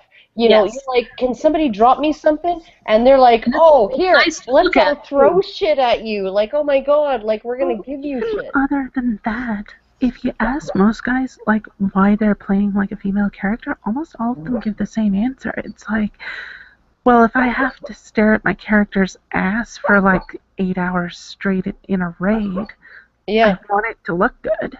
Yeah. No, while women want to use those avatars to represent themselves. And you look at male and female sexuality too, right? Male sexuality is much more narrow than female sexuality. If a man is straight, and he's looking at porn, he needs to see at least one swinging dick and one woman, or no, he needs to see at least one woman, and maybe multiple women, maybe lesbians, maybe just like a big pile of like 20 lesbians. But you gotta be careful, right? You gotta be careful from drawing. A gay man has to see at least one swinging dick. He can, like a gay man. I've talked to gay men who've reviewed romance novels. Yeah, but the thing is that Karen. The idea of straight and gay is a concept is only 150 years old. Just listen to me. Okay, so you have a gay man. Right? He needs at least one swinging dick. You have a straight man. He needs at least one vagina in the porn for it to turn him on. Right? You have women. They'll get turned on by watching monkeys copulating. They'll get turned on by watching fucking a woman doing yoga in a freaking leotard. All right, Karen. That is, I would like to see those studies replicated across cultures as well. It's not just our own culture, because I have not heard of the vaginal or their penile physiographic whatever being replicated across cultures. Because there is also, like, again, this kind of strict policing of male sexuality is somewhat unique to the Western sphere. I don't think it is. I think that it's no. Well, but if you've ever lived in a place like Saudi Arabia, yeah, you get stoned to death for being gay. But what they define as being gay is essentially what we would call being a transvestite. If you have sex with men, and I've heard this and I've seen it, you can go down to the local mall, and that's their pickup. Every single local mall. Yeah, and but find yourself a partner if you're into that. If you go into Iran and Iraq, you'll find that they have one of the highest rates of sex reassignment surgery because they're willing to accept that once you've had sex reassignment surgery, you are now a woman or now a man, and now so a lot of the people who have that surgery in those cultures are not actually transgendered, they're homosexual, and this is the way they get around that. Okay, well, I mean, I know what I've experienced and I know what I've heard, and to be honest, it seems like there is that hard line. You cannot actually act like a woman in these cultures. You have to be consistent with your gender identity or your physical sex in these cultures, which is not a good thing necessarily. It's like it's an oppression, but at the same time, they don't generally associate, like Western culture, they don't generally associate men having sex with other men or boys with a atypical sexual identity. That would, for them, for a lot of them, they would just define that as normal male sexuality. So the question really becomes is how much of these theories can be applied to cultures outside of our own, and we have to move on to the next, Theryn and Rachel are giving us the stink eye, so let's move on to the next news item. Okay, so got a groundbreaking story here. Parents suing over sexual reassignment of intersex child. Pam and Mark Crawford of Greenville, South Carolina, my neck of the woods, South Carolina, are building a lawsuit that is the first of its kind. The two adopted an intersex child who had been sexually reassigned while in foster care at the age of 16 months and 3 months before they could gain custody of that child. Now, at the age of 10, the child is struggling with its assigned sex. The child's parents are upset that this decision was made for the child without consent, giving the child few options and an uncertain future. The Crawfords are suing the doctors on the ground that the doctors violated his constitutional rights by having, quote, surgically removed his phallus while he was in foster care, potentially sterilizing him and greatly reducing, if not eliminating, his sexual function, unquote. The case is scheduled for November. Now, this is an interesting story because you have this couple who had, I think, about 2 children prior to this, and but they really loved being parents, and so they wanted to adopt another child. And so they were looking at pictures of the children that were available for adoption, and they just kind of fell in love. And these were children who all had different disabilities or something. They weren't typical, you know what I mean? So they found out that the child was intersex, and they learned everything about being intersex and things like that. And learning what they learned, they knew that there was a lot of controversy about people sexually reassigning children, and they had hoped that that was not done to the child. And 3 months before they were able to obtain custody of their child, who is only being defined as MC, this was done to the child at 16 months. And so it's right now the child is showing signs that it's rejecting the role, being assigned as female, and presenting more, progressively more male as they go on. Just in every way possible, from what I understand. So I'll open the floor for the discussion. This could really set precedents. This could really set precedents for things like genital integrity and stuff like that of children. I mean, I can continue to talk about this because one of the things that has happened with intersex rights is that a lot of the activists are basically saying that it's a better idea. Well, it's not a position of doing nothing. It's a position of not altering their genitals before they have an opportunity to make that decision for themselves and to see how they're feeling about their body, because a lot of times what will happen is that sometimes they won't even alter their genitals at all. They'll just make it so that maybe they're more usable if if there's a real problem with things like urinary tracts and stuff of that nature. But some of them, they just don't alter their genitals at all, and sometimes they don't particularly choose one gender, or they feel someplace in between. And so there's a lot of importance placed on genital integrity, and we might actually see laws come out of this if it goes forward. Well, one of the things that really strikes me as atrocious in cases like this is that turning a boy into a girl involves castration. It doesn't just involve removing the, or reducing the undersized penis or the deformed penis or whatever. It involves removing the testes, which removes the basically the testosterone production. Like there was one case in Canada about maybe 15 years ago of a young boy. He was born, he had a very, very, very small penis. He had ambiguous genitalia, he had a very small penis, and he had one testicle. And the doctor talked his parents into doing an exploratory surgery, a biopsy, right? To see, because he was like, he had them all scared. He essentially said, well, it could be cancerous, it could be a tumor, it could be, something really horrible and life-threatening. And so the parents, of course, said, okay, go ahead and do this biopsy on my child. And instead of doing a biopsy, he did a full castration. And it turned out that the tissue in the one testicle was perfectly normal. But that's not doing that little boy any good anymore. And he no longer has a penis. And he's not building muscle. He's definitely a boy. This is the really, really horrible thing. He's definitely a boy. He acts like a boy. He's active like a boy. He wants to climb and jump and run like a boy.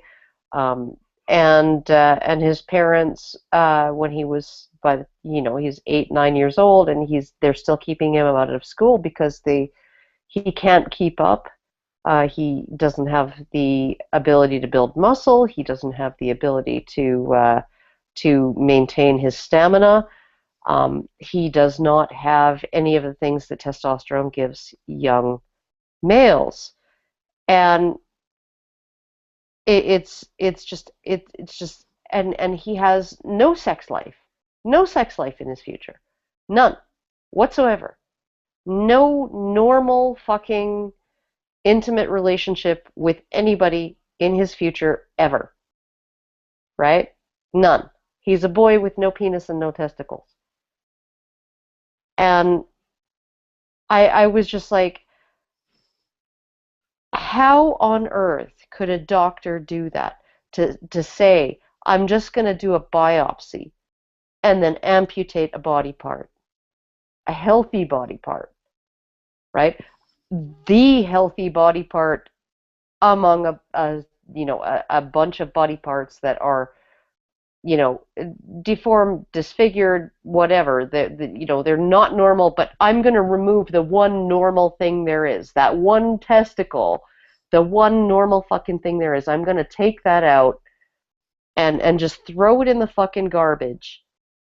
I was just sitting there watching this. I think I was like 16, 17 years old watching this news program, and I was just like crying my eyes out. Like, what would possess somebody to do that against the parents' wishes, against the child's consent, right? And just like completely decide, just, I'm going to be God, and I'm going to decide what your life is going to be from now till you die, right? And you're not going to be a woman because you don't have female parts, but you're not going to be a man either, right? You're not going to be anything. You're just going to be this person who can't fucking cope with dodgeball because you don't have any testosterone in your system. Like I was just like, Well, I love dodgeball. And you have testosterone in your system, as evidenced by your ring fingers. Thank you very much. No, actually, they're One of them. One of them. Oh, for the But no, like honestly, like what a thing to do. What like how the hubris involved in doing that to somebody, in commandeering their life and fucking them over to that degree just because you think that, you know, genitals should look a certain way. Like it just really, really bothered me. I mean, this is something I watched when I was 16. That I'm 44 fucking years old and I remember it. I remember that child's face. I remember what he looked like. I remember that he had olive skin and he had a thick head of straight hair cut in a bowl cut, and he had a little snub nose, and he had, you know, and he was just the cutest little thing ever. And his life is completely fucked because some doctor decided to play God.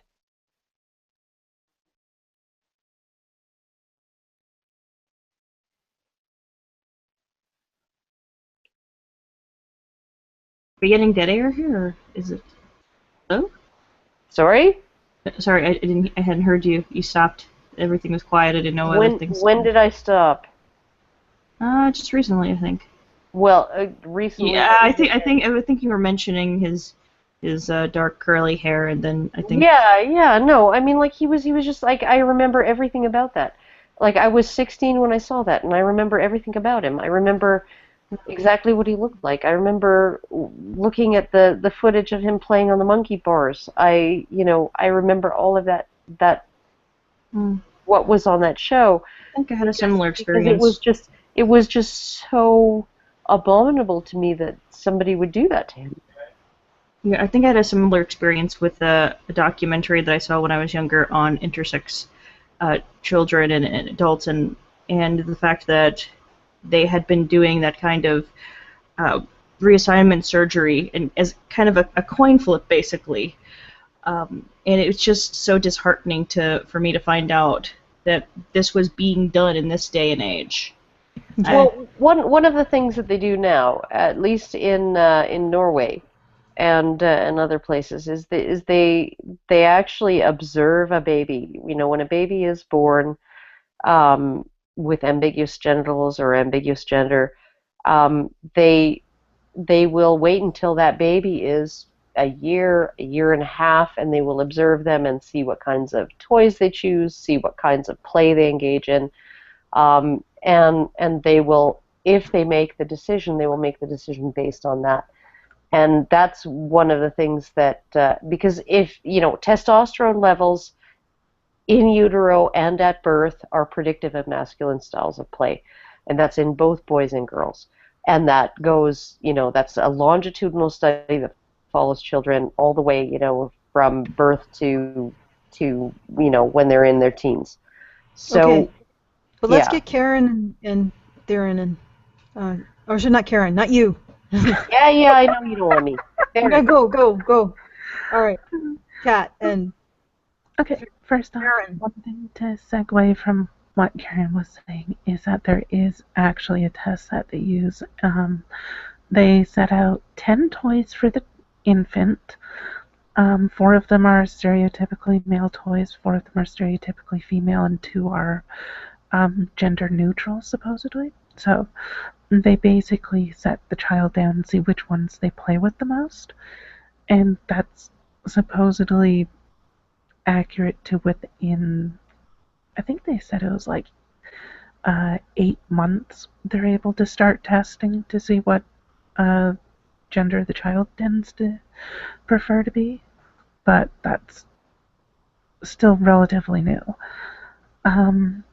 What I was going to say other than that, though, was that for those, when they actually do those surgeries and such, they don't have to tell the child that they ever had it. and they can actually see up medical records, and even if you ask about your medical history, they will not tell you. Like, you practically need a court order to get it. So a lot of people, they might be intersexed and they'd never know. And I've heard that the number could be as high as 1 in 50 people are intersex to one degree or another, since there's more than one type of being intersexed. I don't know how accurate that is, however, but it could be a very high amount, and we honestly wouldn't know as individuals because it's basically covered up. They don't tell anybody whether they're intersexed if they've actually performed that surgery on them or not. Theryn, did you want to go? Sure. Yeah, I read the story and it was so sad. I was so heartbroken by it. But it's an interesting story because it kind of confirms the idea of gender identity as something at least somewhat biological, because this boy was raised as female, but kind of refused and pushed against that. And that also kind of confirms my idea that that people overplay the notion of these social things that are imposed on us. I feel like if we want something badly enough, even as little kids, we will get it. In a sense. But like as Karen mentioned, in Norway they wait until a year and then look at the behavior of the child before they make the decision. But I want to know if that decision is made when the genitals are defective or problematic to the child, or just because the genitals don't look gender binary in a way. Because if the latter is true, then I say, why make the decision? Why are we so obsessed with making these clear boundaries between the two? I think, especially in terms of a body part that most of the time doesn't get seen. Like, why does it have to look a certain way if it works properly? I think if it was me, if I was the parent, I would want to know whether my child was a boy or a girl, right? Whether, you know, which gender my child would most likely identify with. I wouldn't necessarily be interested in surgically altering anything, but I think I would want to know. I would want to put them through the test and see, and just sort of have that idea of, you know, now I know how to relate to my child in a way that my child is going to feel, you know, is natural and normal and is going to sort of speak to them, right? In that case, I would probably just wait a little bit longer than 1 year. I think, what do you think? I think as a parent, I think you want to know as quickly as possible, and if it's not going to be a life-altering surgery, then you're looking at maybe just sort of having this idea that, you know, well, now I know how to relate to my child, and I think that is worth the trouble of going through that kind of series of tests with the toys and everything, right? That you would do to figure out, you know, do I dress my boy in blue or do I dress him in pink? Do I put him in tutus or do I, you know, like, you want to make things available to your child, all kinds of things available. Like my daughter, I made cars and Legos available, and then Polly Pockets when she had the language to request them. But essentially, you just kind of look at at it and you think, you sort of want to have, I think you want to have a way to relate to your child as early as possible. And as long as you're not doing anything permanent, I think that's okay, right? I can see the tests and such and wanting to relate, like parents want to know what sex their child's going to be before they're even born, so that's not really surprising. But the question is, why the rush to get the surgery done? Like, there's nothing that's preventing it from being done when they're like 18 and can make up their own damn mind. Like, why do you need it done now? Well, I mean, I would tend to agree with that as well. So before we close out, are there any final thoughts on this on the issue of this particular news item? Any at all? I think genital integrity is important, and especially among these intersex children, at least wait until they're much older so that they can consent to any kind of surgery that takes place and make decisions about their own body. Yeah, and as far as I'm concerned, like if you want to do tests to see if, like with toy choices and stuff like that, to see if, how to best relate to your child in a way that the child is going to relate to, that's absolutely fine. But don't frickin' remove anything. Don't frickin' adjust anything, amputate anything until you're sure, and you can't be sure until they're sure. All right, then. We're good to go? Are we ready? I think so. You're on freaking camera, Allison. Yeah, our bodies are ready. Also, well, if you're on the camera, can't you show us your shildo, Allison? I actually don't have it handy. I apologize. Oh, but gosh. Oh, you should apologize. You won't even give it a reach around, Allison. The shildo is what you use to keep us all in line. Now I'm just going to go out of control. Out of control! Yeah, you're going to go completely feral. Like, you weren't completely out of control all Rawr. There's no shildo to, like, freaking keep me in submission. And it doesn't have a sombrero either. It's just I know. I've totally failed you guys. You just have to be satisfied with my mug. As I do the shill. We're never satisfied, Allison.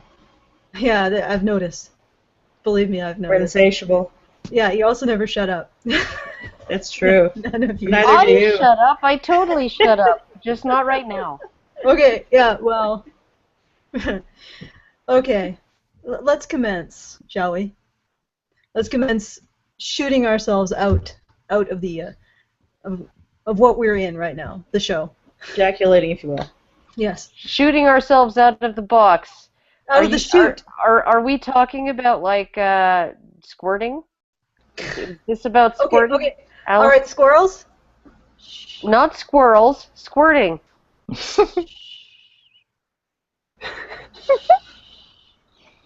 All right. Hello. My name is Allison Tiemann, and I disagree. At school, I learned how to find all of the places you could hide to cry without being seen. I still do that wherever I go. Those old fears fade slowly. It may be a shock to you, but when I was a kid, I wasn't liked much. I got bullied, sometimes physically, punched, thrown down a concrete culvert once, spat on, sometimes just emotionally, humiliated at recess, excluded. I was a little girl who never knew when to keep her trap shut. Every group has a party line, and every party line has its flaws. I'd always agree to a bit, but then there would be parts I couldn't agree with. And I'd say it. I'd say, I disagree. And suddenly, not only did I not have friends, I often had quite a few very bitter enemies. So here is my confession. My name is Allison, and I disagree. I've disagreed with a lot of people recently. For example, I've disagreed with Kevin Logan. He's a feminist who's come on this channel and taken part in our fireside chats. But at the end of the day, even though I disagree with Kevin Logan, I consider Kevin my friend. We went at it like cats and dogs. I mean, he may not agree with my assessment that he's my friend, but he is my friend. I disagreed with another person. Her name was Stephanie Chan. She was the moderator of the Women into Comics panel. And she was the one who tweeted that my behavior spoke for itself after I was ejected for voicing my disagreement. Even so, she's also my friend. Nothing they do or say can change my principles. We can disagree profoundly, completely, painfully, but they remain my friend in my heart. That's what I've learned. And if I want to be accepted despite disagreeing, then I must accept others despite disagreeing. And I look forward to the day, if it ever comes, when the Kevins and Stephanies of the world learn that as well, that the stinging rush of outrage can never compare to the feeling of keeping a friend in your heart. I want to build a community of people based not on agreeing, but people disagreeing, profoundly, completely, painfully. But at the end of the day, they can still call each other friend. Maybe I want to make this community for that little girl who never knew when to shut up. But I think there are a lot of little girls and little boys who also learned to keep their trap shut when they didn't want to. And I remember, and I bet you, listening to me now, remember being either a little kid who never knew when to shut up, or a little kid who learned to shut up, but lost a bit of yourself every time you did. So ask yourself, do you want to help build a community that's not just open, but invites disagreement? Do you want to help build a community for that little girl who didn't know when to shut up? Do you want to build a community for all those little girls and boys who don't know when to shut up, just like her? And for all the other kids who went quiet but never really shut up? If the answer is yes, then become a patron. www.patreon.com/honeybadgerradio. You and I can build our community together. Thank you.